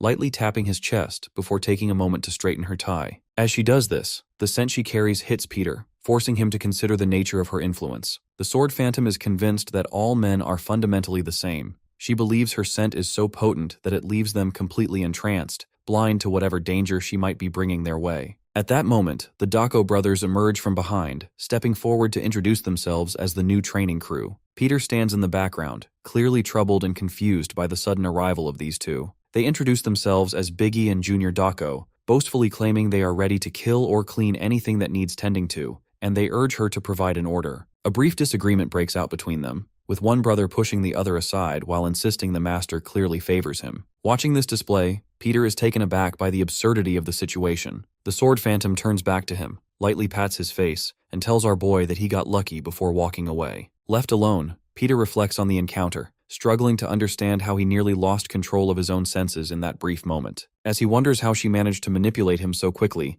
a new thought crosses his mind. Meanwhile, the Dako brothers tell Peter that they will keep the space spotless, even joking about cleaning his feet if necessary. They are clearly excited, chatting about the $1,000 tip the sword phantom promised them if they keep the area pristine. As they start their cleaning, Peter continues to dwell on how easily he was compromised. Elsewhere, the sword phantom relaxes in the water while her companion stands behind a large pillar facing away. She asks if he is curious about the steaminess of the environment, leading him to ask for clarification. She notes that an old man in his 70s managed to destroy 100 killers, wondering how such a feat is possible against opponents at their peak. When her companion asks if she is certain that individual was actually Peter, she challenges his skepticism. He explains that the ship is heavily guarded by radars and that the old man is clearly not on board, leading him to wonder if someone is merely disguised as the protagonist. The sword phantom splashes the water, declaring that if an imposter is indeed using Peter's identity to interfere with the organization, she will uncover the truth. When asked how she intends to reach them, she mentions they have resources at their disposal. She remains indifferent to whether the person is a man or a woman, admitting she was simply curious about his appearance,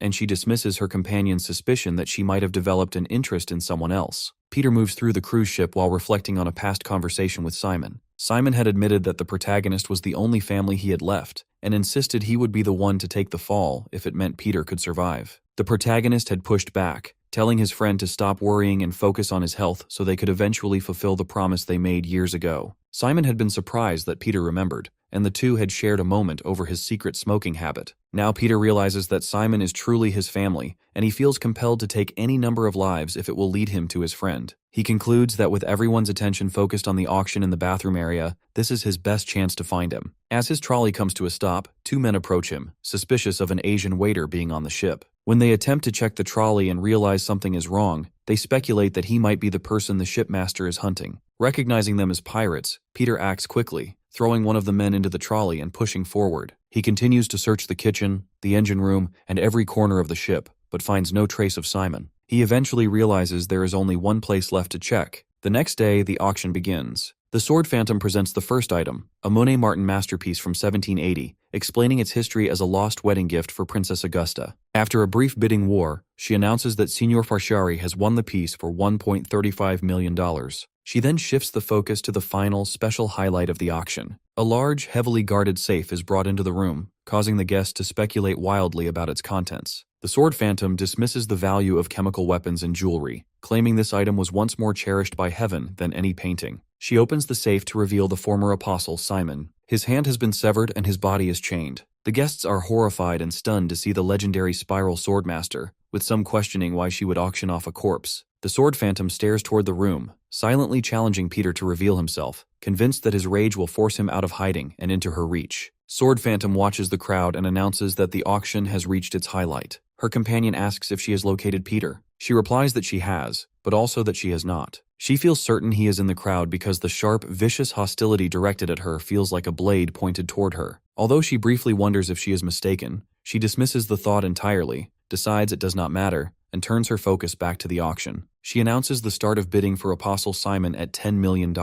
She tells the audience that if no one bids on the Swordmaster, he will die immediately, but those who cannot resist bidding should be prepared to remove him before he expires. Silently, she assumes Peter is already dead. Peter watches in silence, his forehead bulging with tension as he realizes Sword Phantom is using Simon as bait. He knows he lacks the funds to bid, and even if he had the money, placing a bid would expose his identity. He feels trapped by the number of eyes watching him, and desperately searches for a way to rescue his companion. Sword Phantom pats Simon on the head, mockingly noting that the man who was once Glory's greatest apostle, worth more than a nuclear weapon, is now just a useless lump of flesh. She lifts his head and taunts him, suggesting it must hurt to know his own comrade has abandoned him. When no one bids, she sarcastically asks if they are avoiding the prisoner because he has damaged goods. She announces she will dispose of him if no one acts and begins a countdown. Just before she reaches zero, Chairman Choi of the Deha Group bids $20 million in cash. Sword Phantom grows suspicious. She wonders why the chairman, the supposed right-hand man of Glory's boss, is interfering. She accepts the bid, and finding no higher offers, congratulates him while privately suspecting he is hiding something. Later, Peter and Chairman Choi stand beside the resting Simon. When the elder asks if this is the man Peter sought, the protagonist confirms it, but expresses concern that the high-profile bid has endangered the chairman. He dismisses the guilt, explaining that his long-standing ties to glory make the bid appear normal and that buying Simon was the only way to avoid Sword Phantom's trap. Peter realizes they are in a difficult spot. While buying Simon saved his life, it has confirmed Sword Phantom's suspicions. Chairman Choi notes that staying on the ship is now extremely dangerous, and Peter agrees that there was never a safe way to leave. When the older man asks for an exit strategy, the protagonist reveals he has a hidden Joker card. Peter finds the Dako brothers in the corridor, now dressed in expensive clothes and sunglasses. When he asks what happened to them, they explain that being a killer does not pay the bills and encourage the protagonist to follow their lead to get rich. Peter reminds them they came to become legendary killers, and they admit they got carried away by the luxury lifestyle. They boast that even the floors they clean are surrounded by luxury brands,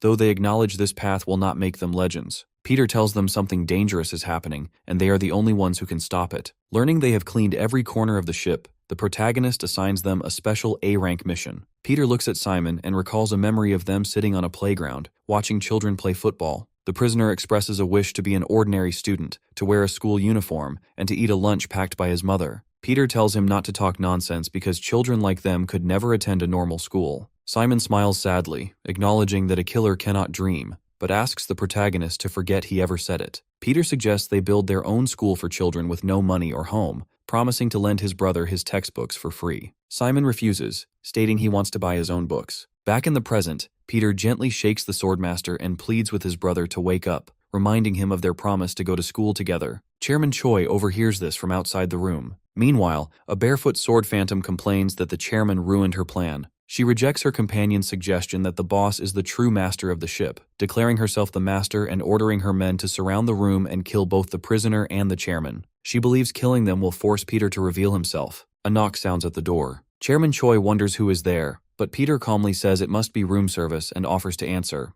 The protagonist returns holding only tea, explaining that he sent the food back because the steak was too cold. Chairman Choi jokes that he must have offended the young lady, but Peter urges him to drink the chamomile tea to calm his mind, promising to return before it gets cold. Peter leaves the room and walks into the corridor. He remarks that the hospitality is lacking, noting that the tea was served at 75 degrees Celsius rather than the ideal 60 degrees. Numerous armed men surround him. One mocks the protagonist for holding two small paper shakers as weapons and orders him to surrender the chairman. Peter calmly tells them they do not understand the situation and invites them to attack, promising to show them how vicious the shakers can be. One of the men laughs and mocks Peter, asking if a mere bodyguard truly believes he can take on 10 skilled marksmen at once, while another man comments on how much guts he has. The gunmen study Peter in silence. Because they cannot see anyone backing him up, they wonder what his plan is when he is armed with nothing but two paper shakers. They convince themselves that he is bluffing and trying to intimidate them with a psychological trick, a tactic they have seen many times before. Even so,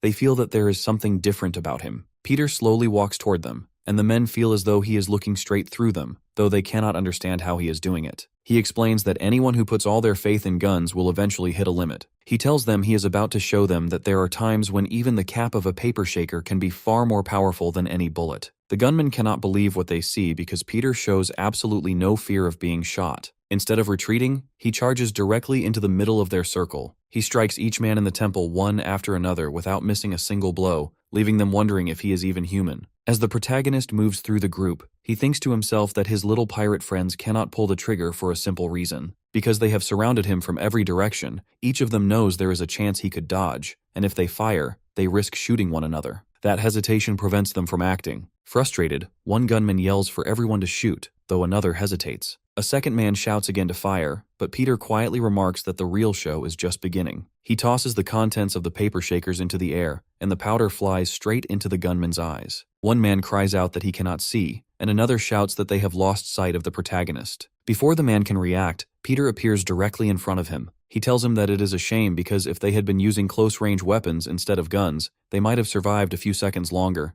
and now they are going to miss the real highlight of the night. Elsewhere on the ship, a subordinate rushes to Sword Phantom with an urgent report regarding the team sent to Chairman Choi's room. When she asks if they are dead and receives confirmation, she realizes every professional she selected has been eliminated. She concludes that Chairman Choi must have been hiding that old man the entire time. Before she can process this, another subordinate reports that Peter has appeared at the restaurant. She is confused because he should have been in the chairman's room. Suddenly, reports begin pouring in from every direction. Peter is spotted in the control room, the headquarters, the swimming pool, the engine room, the casino, and the swimming lobby. She wonders how he can be in all those places at once and what kind of trick he is playing. She angrily orders her subordinate to find out what is going on and to get moving to identify who is wreaking havoc on her ship. The subordinate immediately acknowledges the order. Meanwhile, the Dako brothers watch the chaos and think everyone is doing a great job, knowing nobody realizes this is all part of Peter's plan. They recall how he had asked them if they knew why people on the ship were called VIPs. They had jokingly called them very important paychecks before correcting themselves to very important people, and the protagonist had explained that these people were in danger. After he reminded them that Sword Phantom had been dragging away and disappearing the bodyguards of VIPs, it became clear she was planning to kill every VIP on the ship. Shocked by this revelation, the brothers were assigned a special A-rank mission. Peter instructed them to roam the ship as custodians and spread a rumor that the shipmaster was planning to kill all the VIPs. While cleaning, they pretended to have a private conversation loud enough for nearby VIPs to overhear, expressing worry about exposing the plan to their master. The overheard VIPs immediately gathered their bodyguards. After a gunshot echoed through the ship, causing the crew to panic and believe the rumors of the shipmaster's betrayal, they began shouting that an old man was fighting the crew to ensure everyone believed Peter was truly on board. Back in the present, a subordinate warns Sword Phantom that the situation is spiraling because the VIPs refuse to trust them. She flies into a rage, striking the man and cursing Peter as a disgusting mole, vowing to tear him apart. When her companion volunteers to bring the protagonist to her, she forbids him from being hasty. She explains that like a mole living underground, Peter will only appear somewhere else if she tries to dig him out. She insists on handling it herself, reminding her companion of their promise and her capabilities. She picks up the Potter Rock and decides that if she wants to catch a mole, she only needs to blow up the ground. She declares that they will kill the mole along with 200,000 people. Peter realizes she is actually going to detonate the Potter Rock. Looking around, he sees people already collapsing with blood coming from their noses and mouths as they inhale the gas. He realizes he does not have enough time to reach the control room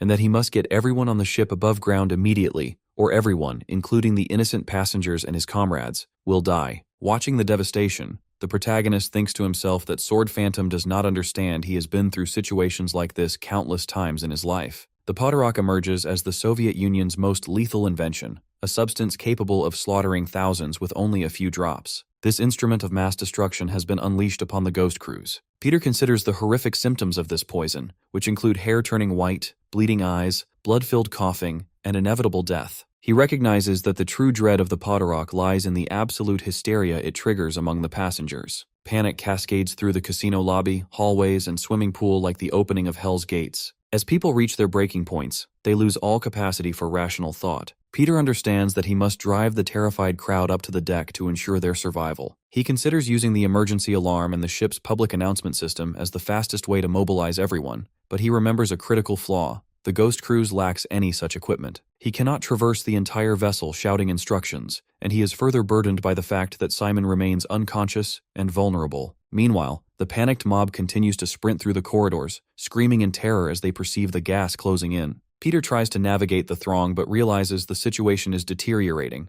and his only path back to his room is blocked by the endless crush of people. Just as he wonders what to do, Chairman Choi shouts for the crowd to stop their frantic pushing. Peter turns to see the chairman carrying an unconscious Simon on his back. When the leader notices him, he calls out, and our boy urges him to find the safest possible location while he takes responsibility for Simon. Chairman Choi refuses, explaining that the Daiha group achieved greatness because they never abandon what they have claimed as their own, a principle that extends to their friends. He tells Peter to focus on his own mission and leave Simon in his care. Watching the chairman, Peter reflects on the surprising nature of life and the way people eventually mature into dependable adults. Peter agrees to trust him with Simon and promises to return. The older man warns him against heading toward the poison, but Peter continues to run forward without hesitation. Chairman Choi watches, struck by the feeling that Peter is a man capable of creating miracles, a sensation he recalls experiencing with him long ago. Elsewhere, an orchestra plays while the subordinates of the Sword Phantom scream in terror. She celebrates what she considers her total victory, imagining that Peter, the VIPs, and the Spiral Swordmaster have already been dissolved by the gas,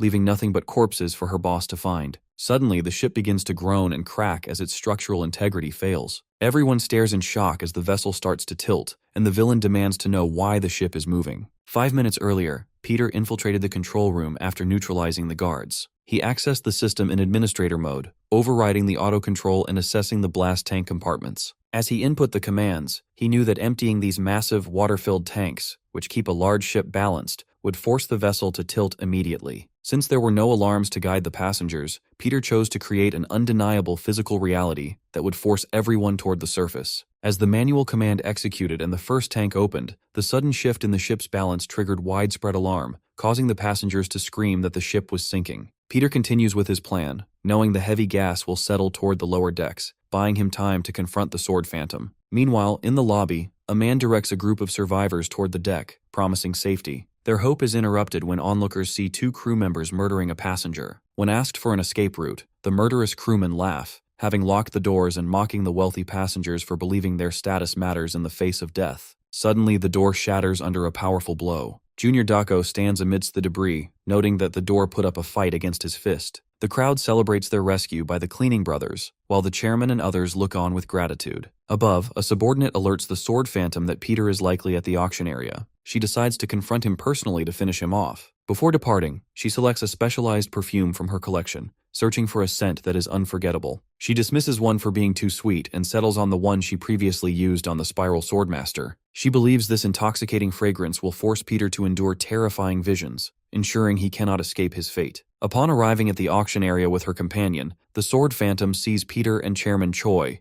but she becomes confused when she spots someone else. She demands to know where the real Peter is, dismissing the man before her as a little rat. Peter calmly tests a microphone and announces the commencement of the Ghost Cruise's final auction. He presents a new item, which he reveals is actually a fake apostle of the Glory Club, the villain herself. Although she orders him to stay silent, Peter continues, listing her various titles, including Captain of the Phantom Squad and the Glory Justice Faith Sword. He opens the bidding at 10 cents. The Sword Phantom draws her blade in a rage, but Peter coolly lowers the price to 5 cents, then 3, 2, and finally 1. When no one bids, he mocks her value, offering to pay $0.00 to take her off their hands. As the infuriated woman prepares to attack, Peter interrupts to ask if she truly believed she suppressed the legendary mastery of the Spiral Swordmaster that night. Declaring that she still has much to learn, Peter draws his own sword and invites her to witness the peak of the authentic Spiral Swordmaster technique. The Sword Phantom dismisses the protagonist as a joke, and her companion agrees,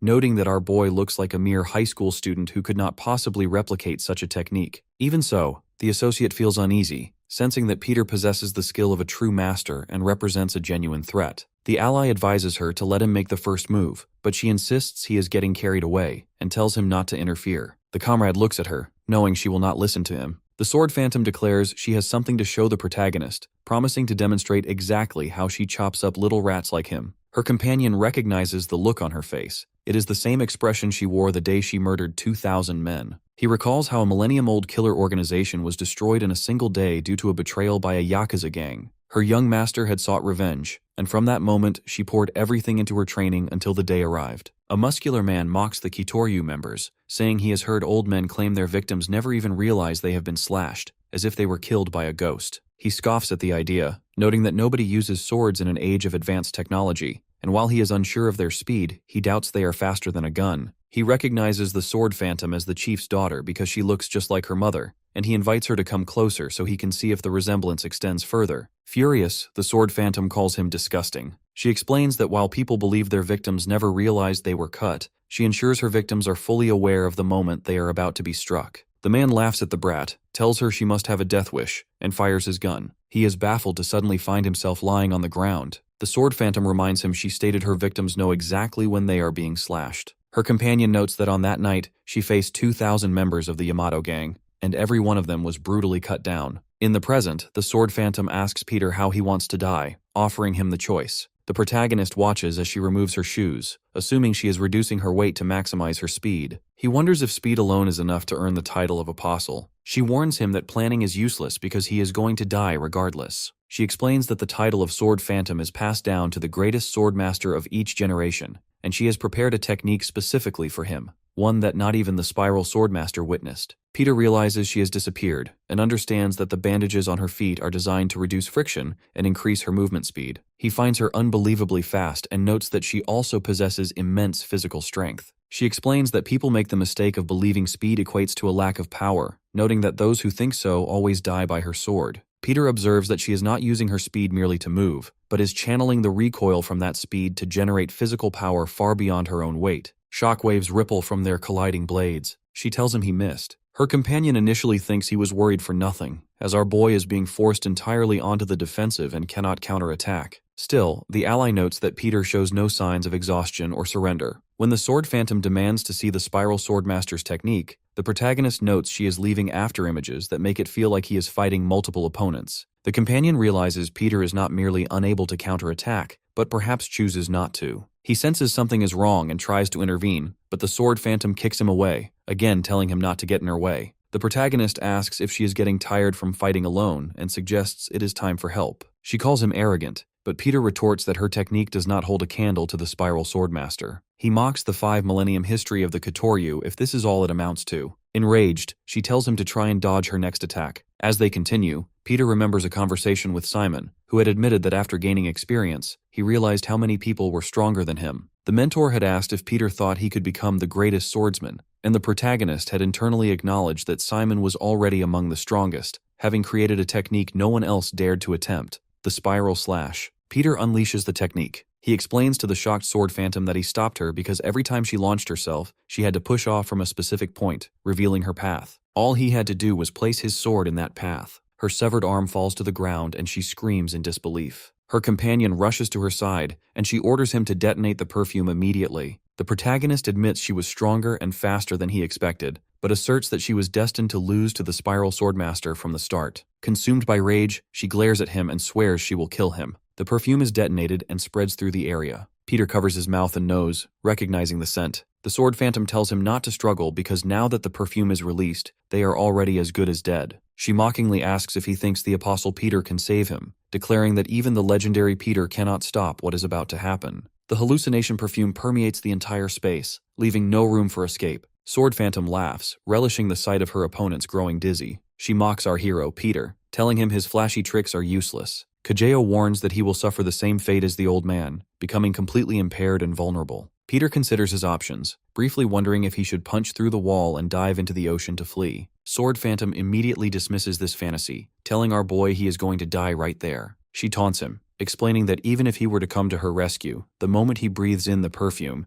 they would both end up flopping on the floor like fish out of water. Peter wraps his tie around his sword. Sword Phantom's companion notices that the protagonist is not stumbling from the perfume and wonders what he is doing to his weapon. Peter holds his breath, and Sword Phantom notices, asking how long he expects to keep that up since the perfume has already saturated the entire area. Our boy repeats that the perfume has made escape impossible, and she confirms he is exactly right. The protagonist calmly replies that he has been waiting the whole time for her to say those words. Her companion suddenly realizes something is wrong. Peter ignites his lighter, setting the tie wrapped around his sword on fire. He explains that he knew she felt invincible because of her secret weapon, but the protagonist intends to show her exactly how vulnerable that choice made her. Sword Phantom stares at him in shock. Her accomplice realizes the perfume is highly combustible and understands that our boy can easily set it off. He wonders how Peter figured out its properties, suddenly remembering an earlier moment when the protagonist must have discovered the secret. Sword Phantom dismisses it as another one of his ridiculous tricks. Holding her sword in her remaining hand, the assassin tells him that a little campfire will not save him. She insists the entire place is covered in her perfume and dares him to see how far his tiny flame gets him before he starts hallucinating. Peter says he is glad she understands. The enemy stares in disbelief, wondering how this is possible. Our boy declares that he is going to set the entire place ablaze. He swings his burning sword, and flames spread throughout the area. Sword Phantom shouts in shock, questioning why the entire floor is catching fire. Her companion realizes that Peter planned this from the very beginning. He recalls that the protagonist spent the fight knocking wine bottles onto the floor, not to scatter glass as a hindrance, but to coat the floor in alcohol. Sword Phantom angrily calls our boy a little brat and charges at him. Peter observes that she has lost her left arm, which is essential for balance. Her movements are slower and weaker, and our boy realizes she has finally reached her limit. The protagonist notes that he did not expect things to end this way, but he believes it was the right decision, as her rising blood pressure would have eventually caused her to burst a blood vessel. Sword Phantom's companion strikes her hard on the back of the neck, knocking her unconscious. Peter asks if he is his next opponent. Instead, the accomplice picks her up, tells our boy he has made a mistake, and quickly escapes. The lobby is shown engulfed in flames as the partner carries her away. The companion recalls a conversation with his boss, who asked if he wanted to return the girl. He had replied in the affirmative, explaining that they would return home once the job was finished. The superior had remarked on the interest of them returning to Japan. The boss had stood up, looked over, and asked what the associate planned to do upon returning, specifically if he intended to revive Kitoryu or form a new organization. The leader had noted that the people of Kitoryu keep many secrets, which he found interesting. Back on the cruise ship, Peter walks up the stairs surrounded by flames. He thinks that while things went according to plan, more questions remain. The protagonist realizes the ties between Kitoryu and these events run deep. He remembers a phone conversation with Jiwon while they were traveling to the ship. She had explained that the leader became head of Kitoryu at a young age, taking down thousands with a small body. Yet the ally could not understand how she became the new Simon. Our boy had asked for clarification, and she explained that apostles were chosen from agents trained at the Yongguang orphanage. The colleague noted that their skills were irreplaceable, and that they were considered more dangerous than nuclear weapons. She questioned why Sword Phantom, who she found inferior to the previous Simon in every aspect, was chosen for the role. The informant suspected something was going on, and wondered how this girl received a free pass. Remembering this, Peter realizes Jiwon was right. He thinks back to her staring at the computer, confused by the data. Outside on the deck, our boy stands among the fire and wonders why someone would live in the shadow of Sword Phantom. The protagonist asks his opponent if he agrees, Kajeo. From the flames, the companion emerges. It is revealed that this man is the true Apostle Simon, a member of the Japanese killer organization Kitoryu, and a subordinate to their leader. As they face each other, Kajeo tells him that he has been taught that in this industry, the curious die early. Peter agrees it is helpful advice. Our boy realizes he has no information on how this man fights, unlike his previous battle with Nathaniel. The protagonist has no way to predict the man's moves, but he can see that despite his support role, he possesses an unnatural level of power. Kajeo asks if Peter is just Chairman Choi's bodyguard and questions his true identity and relations. Our boy says he would love to provide the details. While studying Kajeo, the protagonist decides he needs to uncover the truth about this man. He moves toward the opponent, ready to fight, and repeats that in this industry, the curious die early. The fight between Peter and Kajeo begins with our boy immediately struggling to read his opponent. The protagonist initially wonders if Kajeo trained in karate, but he quickly dismisses the idea because the man's stance bears no resemblance to that discipline. Because our boy has never encountered this fighting style before, he begins to suspect that Kajeo is hiding something significant. He considers the possibility that Kajeo is utilizing a secret Kitoryu technique, yet he feels this cannot be the case. The way he leaves himself wide open, keeping his vital points completely undefended, is entirely contrary to proper technique. This lack of defense, paired with such a mysterious stance, confuses Peter. He moves with an innate talent that makes it seem as though he was never taught how to fight at all, but was instead born for combat. Our boy realizes that this moment feels less like a structured fight and more like the raw, instinctive violence of a beast. Although the protagonist should have been able to land multiple clean hits, Kajeo dodges every attempt with his unorthodox movements. Peter recognizes that he does not spend time in battle making tactical decisions. He simply possesses an innate, natural-born ability to fight. This realization brings even more questions for our boy. He cannot understand how Kajeo possesses such high-level combat talent while simultaneously lacking any specific, refined techniques for attacking. The protagonist observes the man's mysterious flexibility, his swift, unreadable footwork, and his undefined style, eventually arriving at a sudden understanding. As they slide back across the roof, Kajeo acknowledges that Peter is strong, but he considers that to be the extent of his opponent's ability. He decides he will not need to reveal his hidden power here. Our boy tells Kajeo that he is too clumsy, noting that while he possesses raw skill, his offense and defense are highly inefficient. Peter asks if Kajeo has never been taught how to fight, then corrects himself, realizing that more accurately, he was never allowed to learn. Simon is shocked and wonders how the protagonist deduced this. Our boy expresses his bewilderment, noting that Kajeo is powerful enough to be a force on his own, yet he has spent his entire life remaining in the shadow of the Sword Phantom.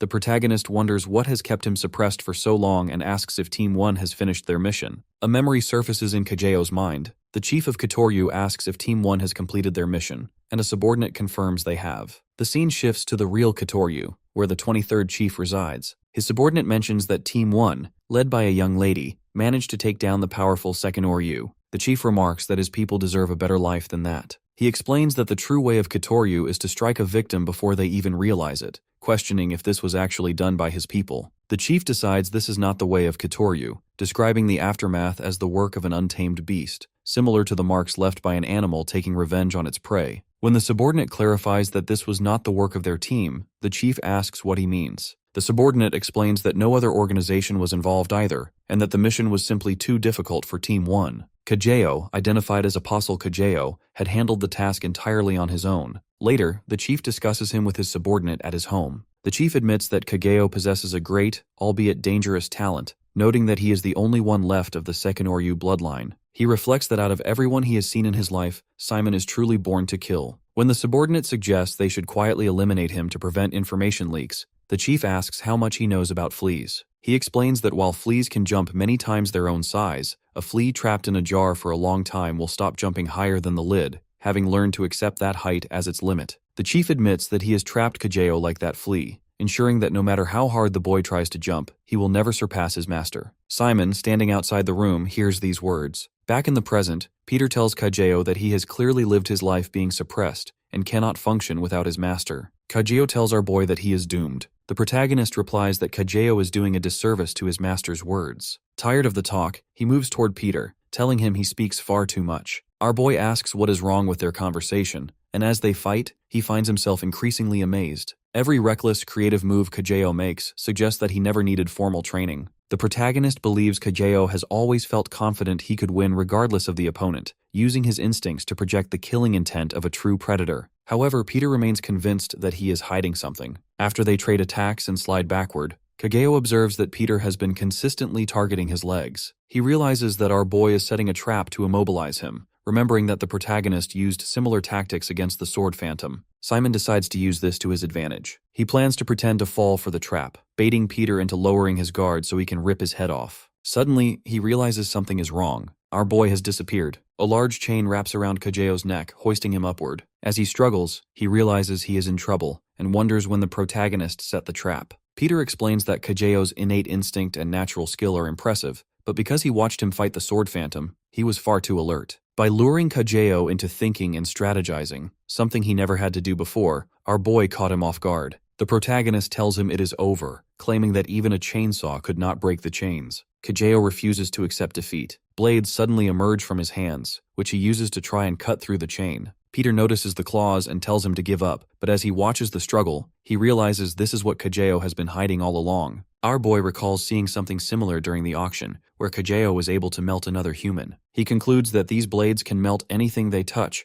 making it dangerous to get close. The protagonist realizes the situation has become much more difficult. Kageo moves toward him, stating that it is too late, and that now that his ability is revealed, Peter is doomed to disappear without a trace. He grabs our boy's face with his hand. Kageo initially assumes that even the slightest thought of combat will be enough to finish Peter. However, the antagonist quickly notices something unusual when our boy charges directly at him and grabs his wrist. Because the protagonist could have easily dodged the movement, he wonders why he would intentionally place himself in danger instead of choosing to run. He soon realizes that Peter is merely pretending to be hit, specifically to get a closer look at the palm of his hand. He tells him that such tactics will not help, and that he is going to die regardless of his efforts. The protagonist slides back and jumps away to regain his distance. He realizes that Kageo intentionally cut his own palm to use those claws for combat. But more importantly, our boy identifies that the real mystery is the strange liquid bleeding from the opponent's hand. As they face each other again, Peter asks what is inside the blood, noting that it appears capable of melting everything from metal to flesh. He expresses confusion over how human blood could possess such destructive properties. Kageo dismisses the question, telling the protagonist that he will have to defeat him first if he wants to find out, meaning he will never get the answer. Kageo charges, and Peter notes that his opponent has become significantly faster and stronger, with his true power manifesting through those claws. Our boy realizes the fight will be difficult because of the unique blood. He cannot find a way to get close enough to launch an attack. As Kageo strikes from multiple directions, the protagonist manages to grab his wrist again. Recognizing the situation, Peter mentions that there is only one group known to possess this type of blood. He admits he is surprised because he believed they had gone extinct long ago. Our boy asks if Kageo is one of them and speaks the name Dokuyuryu. Kageo is shocked that Peter knows this history. The protagonist explains that all descendants of the Dokuhuryu were thought to have died out, and asks how he survived. In the past, a chief stood with his subordinate after they eliminated their targets, officially declaring the Dokuhuryu extinct. When the subordinate asks what to do about the remaining items, the chief discovers large wooden containers holding children submerged in liquid. The subordinate explains that every baby in the organization has died except for one, and asks if they should finish the job. The chief finds it interesting that the child survived all their previous killings, and decides that keeping at least one alive would not hurt. This event marked the beginning of Kageyo's feud with Kitoryu. It is revealed that the surviving child was Kageyo. He spent his time in Kitoryu, among other children, training in combat. During a session, the child defeats all his peers with ease. When one child complains that his leg is burning, it becomes clear that his leg is dead, and others call for a doctor. While someone asks the boy why he went so far in a simple sparring match, he insists he did nothing. The chief watches and observes that for generations, the Dokuyoryu had taken in people with poison resistance, feeding them lethal toxins to increase the acidity of their blood. He realizes this process was intended to create a special breed of poison warrior with innate battle talent. The chief concludes that if left alone, the child will reach an incredible level of power and decides to keep him alive. As time passes, an instructor teaches the children to kill with one strike, emphasizing that the way of Kitoryu is to slash victims before they even realize it. Kageyo watches from the outside, realizing that the blood in his veins makes him different,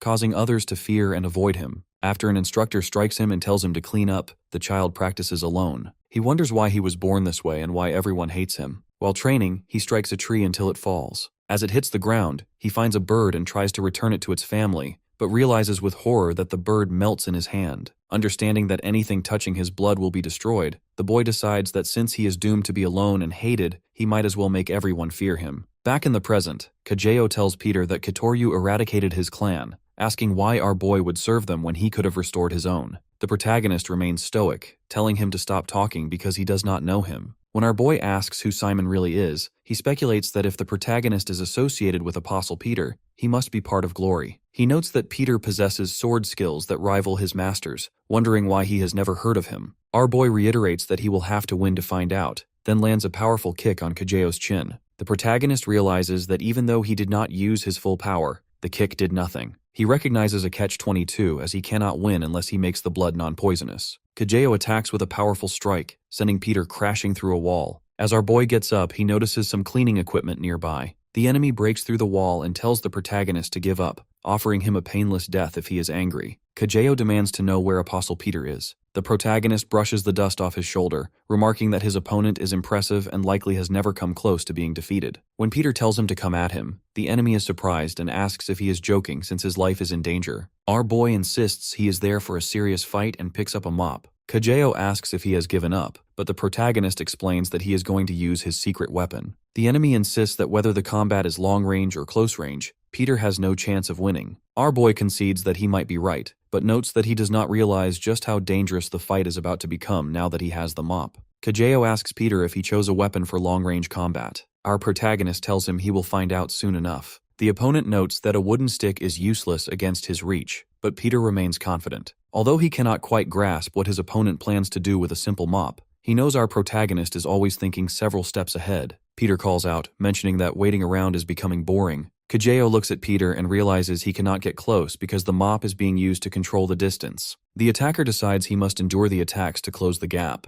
He is not afraid of injury, believing that one successful strike will end the fight. Suddenly, he finds his claws entangled in the mop fibers. Peter triumphantly tells him that he is trapped and should give up. Kageyo dismisses this as a joke and slices through the wooden mop. He tells Peter that such a weak trap cannot stop his full power, and he charges forward, breaking through the debris. The fighter admits he underestimated our hero, noting that Peter has more to offer than simple tricks. Peter explains that the true issue is that Kageyo is actually underestimating his abilities. His rival demands to know what he means, feeling annoyed by Peter's words, and he moves to silence him once and for all. However, the adversary is suddenly surprised. While Peter stands firm, Kageyo collapses to the ground. He asks what is happening, wondering if he somehow tripped on the mop debris. As he spins around, he notices his arms are failing him. Peter explains that he possesses a lethal, dangerous weapon, which is why he avoids close combat. He reveals that Kageyo's poisonous blood has a fatal weakness. When the acidic blood meets a highly alkaline chemical, a reaction occurs that renders the acid useless. Because the mop was treated with these chemicals, the trap effectively neutralized the enemy's primary weapon. Kageyo tries to rise, realizing that the mop was a ruse to get the chemicals into his bloodstream. He clenches his fist, insisting that he does not need his blood to win. Suddenly, the voice of the sword phantom rings out. She declares that she will kill Peter. Kageyo calls her master, but Peter warns her to leave if she values her life. Ignoring him, she insists that she will kill him with her own hands and behead him. As she speaks, her sword slips from her grasp.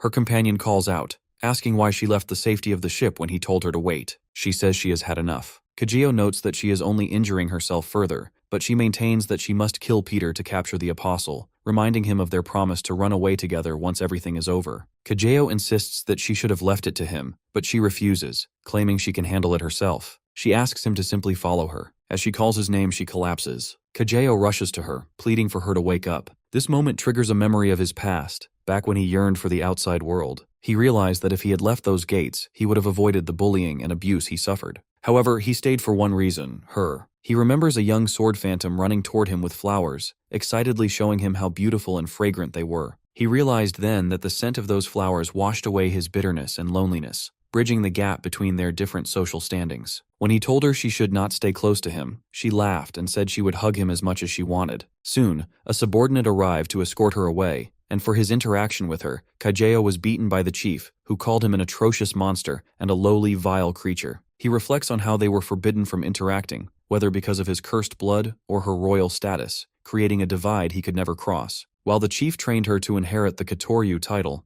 Kageo remained a shadow lurking in the background, which he felt was enough. Years later, on her birthday, the maids celebrated her with expensive gifts, including a perfume sent by the Fujiwara household. Outside, Kajeo held his own much cheaper perfume, having trained himself to forget his feelings because he knew she deserved better. Everything changed when the Yamato-gumi attacked, releasing a deadly gas. The loyal protector hid the sword phantom and carried her away as the chaos unfolded. After the incident, she became a different person, training obsessively. Despite his pleas for her to rest, she pushed herself to the brink of sickness, seeking revenge. They eventually spent years in a cave, and after she sharpened her skills, they made 2,000 members of the gang disappear. With no home left, they discussed going to a deserted island. She imagined a life there but worried about the heat. Kajeo promised that he would be the shadow that covered her. Returning to the present, he looks at the sword phantom in his arms. He notices the perfume bottle he bought her so long ago. She reveals that she kept it for 10 years, never wanting to waste a drop, but now she wants to use it. When he tells her it has expired, he sprays it on himself instead.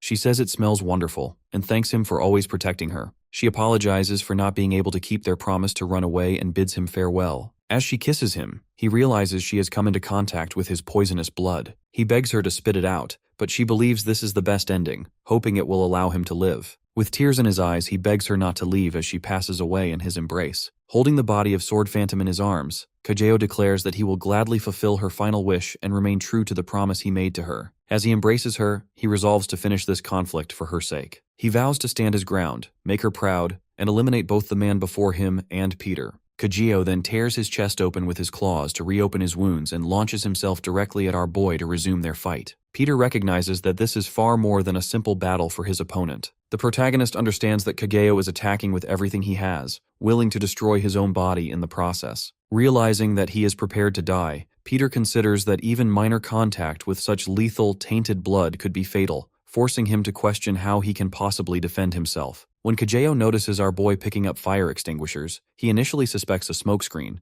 but soon realizes that Peter intends to use them to stop his bleeding. Kajeo reflects on how all his previous opponents met pathetic ends in despair, regardless of their skill or preparation. He assumes Peter must be feeling the same way, but the protagonist suddenly grabs him and slams him into the deck with such force that the wood shatters. Dust fills the air as he coughs from the impact. Lying on the broken floor, Simon deduces that if this man is connected to our boy in glory, he must be at least an A-rank killer or even an apostle. He realizes he has no information on this stranger and concludes that it no longer matters because he has no reason to live if he survives. He tells Peter to finish him. Peter asks if Kajeo ever wondered why the Yamato-gumi attacked the Kitoryu. After he expresses his confusion, our boy suggests he imagined that Glory orchestrated the entire event. The protagonist explains that 10 years ago, Glory's boss sought to recruit new apostles and fixated on the Kitoryu, which had ruled the assassination world for a millennium. When the chief of the Kitoryu rejected the offer, Glory's boss vowed to make the organization his own by forcing them into a position where they had no choice but to submit. The first phase involved manipulating the Yamato-gumi to eradicate the Kitoryu. That night, the organization was wiped out, and every step Kajeo and Sword Phantom took afterward followed the path intended by Glory. After they wandered aimlessly following their revenge, Glory approached them with the offer to become apostles, ultimately obtaining exactly what it wanted. Kajeo refuses to accept this, insisting that Peter is lying, but the protagonist tells him to ask his boss, Raphael. This name causes Kajeo to freeze, triggering a memory of when his boss offered him the title of Apostle Simon. He had refused, stating he lived only to serve Sword Phantom. The boss then proposed giving the title to her so he could continue serving her without betrayal. Back in the present, Kajeo struggles with the possibility that their lives were manipulated from the start. He feels a deep sense of regret, realizing that if Glory had never intervened, Sword Phantom could have lived a different life. Overwhelmed with rage, he wonders how the man responsible can sleep peacefully. Noticing Kajeo is pushing past his physical limits, Peter warns him that this overexertion will lead to his death. He counters by warning our boy that his friends are in grave danger from pirates, and that the cruise ship is sinking. He tells Peter to leave if he wants to save them. At the evacuation area, the Dako brothers are urging passengers toward the lifeboats when armed pirates arrive, order the crowd to stop,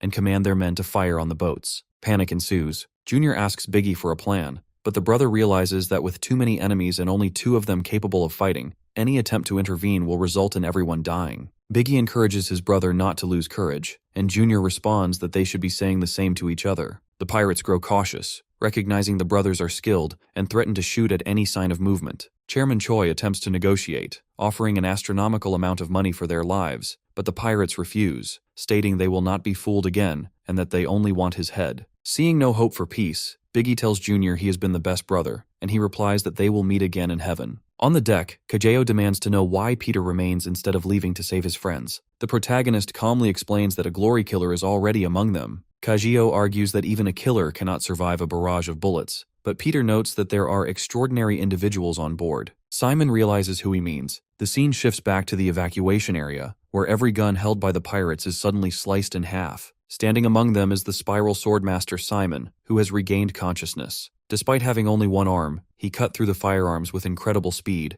leaving the Dako brothers, the chairman, and the pirates stunned. The pirates realize he is alive and decide to maintain their distance to gain the advantage. Simon lets out a quiet sigh as he remembers a conversation with Peter years ago. Our boy had asked about the worst-case scenario for a swordsman, eventually asking what the teacher would do if he lost an arm. Simon initially joked about killing himself, then suggested he would open a noodle shop. Later, Peter had intentionally broken his own arm to force himself to train with only one. Simon had told him that while logic dictates a swordsman needs 2 hands, he intended to surpass those limits and perfect a new spiral sword technique. Back in the present, the spiral swordmaster swings his sword with his remaining arm and unleashes a powerful left-handed spiral slash. As the technique tears through everything before him, he proudly declares that he has perfected his new move just as he promised Peter he would. Once the chaos settles, Peter confirms that everyone aboard the ship has escaped safely. The Ghost Cruise is destroyed, which successfully wipes out the second base of Glory. On the yacht, the Dako brothers stand before the spiral swordmaster, Simon, with visible reverence. They introduce themselves as Biggie and Junior, expressing their disbelief at meeting an actual apostle in person. The brothers have long dreamed of achieving greatness like him, and the reality of the encounter leaves them stunned. Simon offers a modest, awkward smile, suggesting they do not need to make such a scene, but the protagonist quietly leans in and tells him to simply play along. The brothers continue their praise, with Biggie noting that Simon's swordsmanship is peerless, and Junior adding that the techniques they witnessed were breathtaking. The spiral swordmaster playfully asks if that is how he is truly perceived, and our boy whispers for him to keep up the act. When the brothers ask if he has ever met the legendary Peter, repeating rumors about his ability to destroy entire cities, Simon laughs at the exaggeration. He jokes that moving mountains is more in line with Peter's capabilities. The brothers find this hilarious, leading our boy to quietly reflect on the fact that they never seem to laugh at his own jokes. Simon then puts his arms around the brothers and claims he recently spoke to Peter about them. The brothers are electrified, desperate to know what was said. The spiral swordmaster winks at Peter before telling them that the protagonist believes they have the potential to become apostles themselves. The brothers erupt in cheers for their hero. Shortly after, Chairman Choi approaches Peter, who insists he is fine despite the chairman's suggestion that he should rest. The businessman declines a break for himself, explaining that his life in the weapons industry has required him to build significant stamina to survive. Simon interjects to warn the chairman that assisting them will make him a target of Glory's suspicion,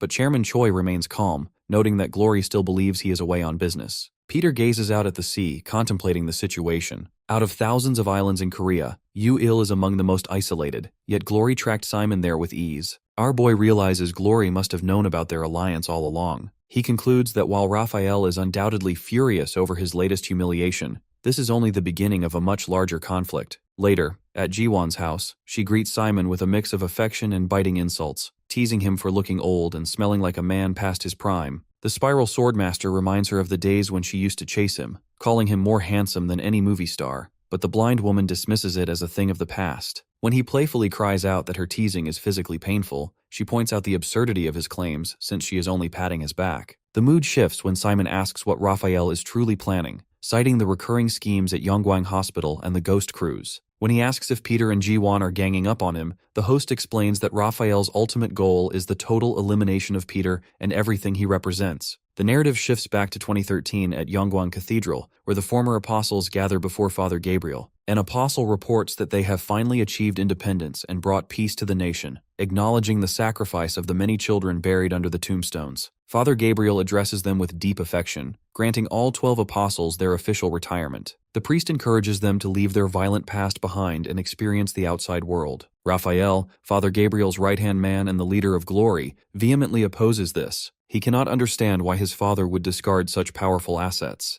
The priest explains that the apostles are not weapons, but his beloved children, and that the world no longer requires their service. He orders Raphael to leave, but the rejection fuels the young man's frustration. Believing his father has been compromised or changed, the leader of glory punches a statue until it collapses. He decides that the Lord's will is his own, and he takes control. He establishes the Glory Club, using the orphanage's reputation to build a global killer organization. To succeed, he determines he must eliminate the original apostles who serve as the foundation of the industry, with Peter standing as his primary obstacle. In the present, Ji-won is fuming, her blood boiling at the mention of Raphael. She demands to know why Peter brought a new apostle into her home. They look over to find Kajeo sleeping on the bed. Our boy pulls a frustrated Ji-won away, telling her to keep her voice down. They wonder what to do when Kageo wakes, and Peter assures them the target will not be hostile. Simon jokes that he will not be hostile toward the hostile either, earning an annoyed glare from the woman. When they realize Kageo is already awake, Ji-won prepares to kill him,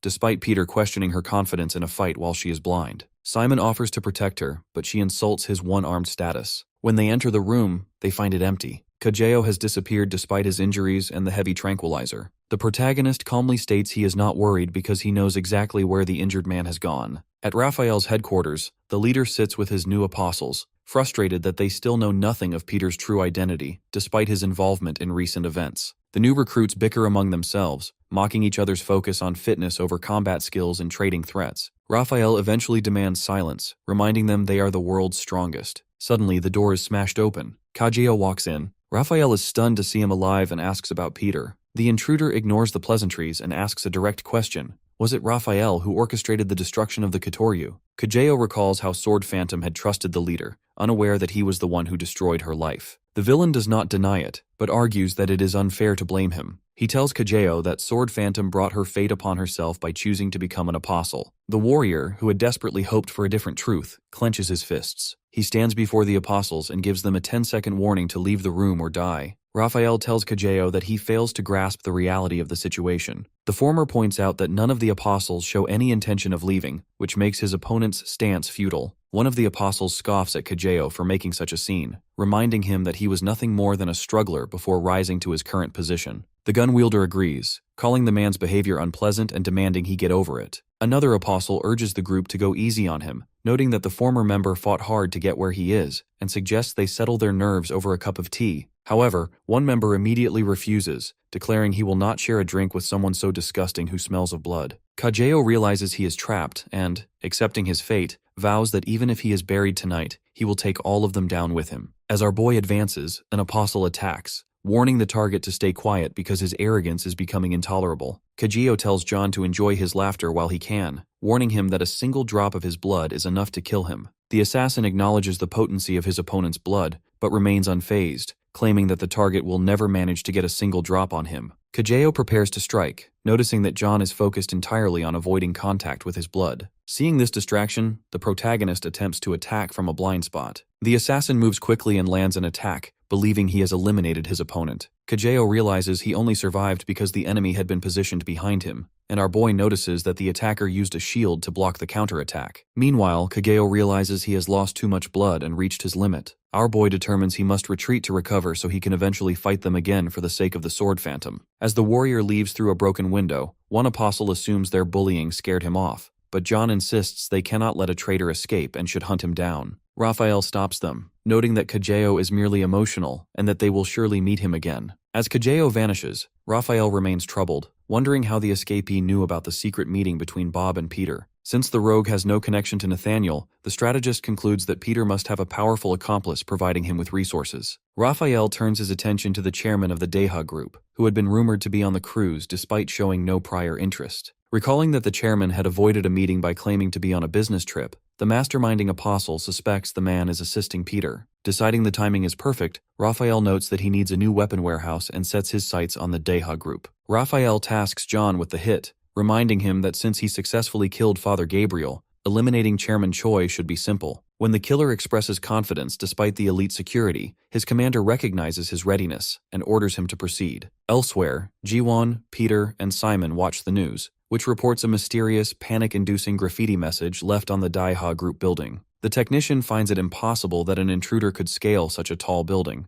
but Jiwon reveals it is the work of an S-rank assassin and former Pistol Zone member who has come out of retirement. The protagonist confirms that this is the same man who assassinated the Apostle of Honor, a figure known as Alapidi. The scene shifts to a heavily guarded room filled with weapons, where a man panics, convinced that Alapide's mark means his death is imminent. Guards and the man known as the former Apostle John arrive to provide protection. The veteran introduces himself, boasting of his age and a perfect success rate in assassination. He suddenly stops, realizing the situation will end sooner than expected because their killer is already standing in the room. John attacks Alapide with a blade, but the assassin blocks it easily. The target notes that it was easy to spot his attacker hiding among the uniforms because of his distinct scent. When guards shout to catch him, the lights go out. In the ensuing darkness, John orders everyone to stay close to their charge, but gunshots begin to ring out. Alapide realizes the commander is using the muzzle flashes to reveal his position and praises his skill. John remains confident in his years of experience, but as he uses night vision to hunt through the silence, he finds he cannot sense the assassin at all. The infrared cameras fail to detect any heat, and Alapide seems to have vanished completely. A knife appears to float in midair as Alapide moves, striking without being felt. John fires blindly into the dark, trying to track the ghost's voice. Back with their group, Simon struggles to understand how an assassin could bypass their advanced camera systems. When the tech expert suggests that someone as skilled as John could not be taken down by a simple attacker, Peter explains that the true terror of Alapide is that he always leaves a mark for his chosen victims. Our boy concludes that if the mark was left, Alapide has already decided that they are his next targets. Simon tells Jiwon that he does not have much time left and has one final question for her. He waves his hand in front of her face, wondering how she manages to help the protagonist with a computer when she is blind, as he believes using a computer requires sight. She loses her patience and threatens to cut off his other arm if he continues to pester her. She points to her ear and explains that she uses a screen reader to hear everything happening on the monitor. Although he questions why she would even need to look at the screen, she explains that while she lacks sight, her other senses have become significantly sharper. Impressed by her dedication, the former apostle thanks her for the explanation. Jiwon warns him that once she is finished, she intends to chop one of his fingers into pieces. When Simon jokes that Peter now views her as his sidekick, she smacks him on the back. He cries out about his arm, but she reminds him that she hit his back, not his arm, and sarcastically asks if he is actually the one who is blind. Peter interrupts their bickering and tells them to sit down for a serious discussion. He explains that Raphael will undoubtedly take more drastic actions moving forward, which will endanger them as well as the former apostles. Because the protagonist believes Raphael and his men will actively hunt down and eliminate the previous apostles, our boy asks Simon to locate them first to ensure their safety.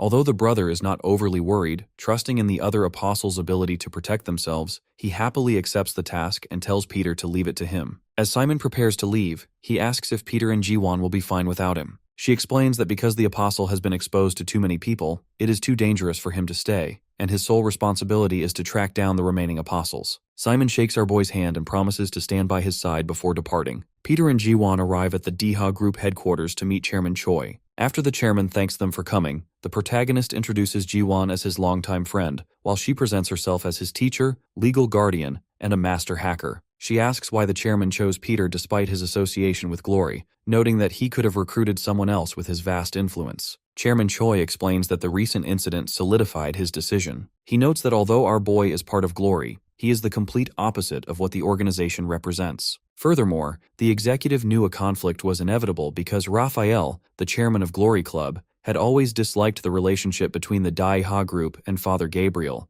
and he expected an attempt to seize control. Jiwon and Peter advise Chairman Choi to get some rest. As they walk through the corridor, the chairman's assistant explains that he chose Peter after witnessing his skills during the incident with Sangdo Park. However, she warns our boy to be extremely cautious of Alapide, the world's greatest assassin, who has never failed a mission and is known for brutally killing his targets, including a former apostle named John. The protagonist concludes that operations within the Daiha group must remain secret because the chairman cannot trust Glory. The assistant mentions that they have recruited Escudo, Europe's top security team, to assist them. Costa, the leader of Escudo's A-team, approaches and remarks that Peter seems too young to be a killer for Glory. After accepting that they are partners, the leader tosses a pen to our boy as an introductory gift. The protagonist catches it easily and introduces himself as an ordinary bodyguard. Costa, noting Peter's quick reflexes and sharp tongue, tells him to keep the pen safe and warns him not to get in Escudo's way. Inside the security control center, Jiwon monitors the feeds and concludes that it is impossible for Alapidi to enter the building unnoticed due to the massive security presence. She finds it strange that the elite members of Escudo seem so nervous. Some of the guards express their fear, stating that the assassin kills the targets and their protectors alike. Marco, the leader of Escudo's B-team, enters and scolds his men for being frightened. He approaches Jiwon and makes a flirtatious remark, to which she bluntly asks to be left alone. The officer continues to tease her, but she coldly warns him that if he flirts again, she will show him how to break Escudo's protection. When he jokingly asks her out to dinner, she reminds him that he dislikes Italian food, causing him to instantly change his mind to please her. Marco then rallies his team, reminding them of their reputation as the world's best, before Sanchez informs him that it is time to move out to hunt Alapide. Before leaving, the leader tells Jiwon he will be waiting for her answer regarding dinner. Once he is gone, she dismisses him as a complete goofball.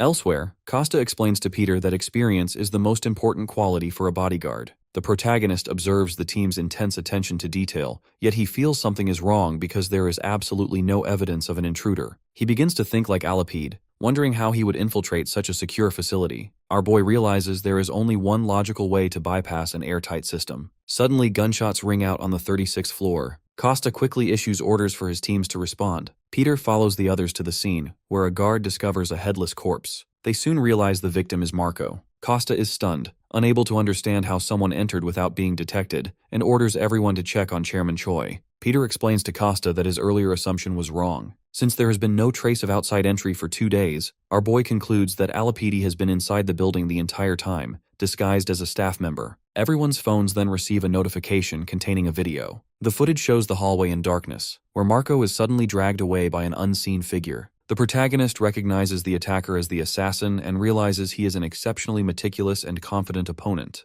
Although Alapidi is currently hidden, the video ends with a message written on the victim's face, declaring that no one will leave the building alive and challenging Peter to a duel.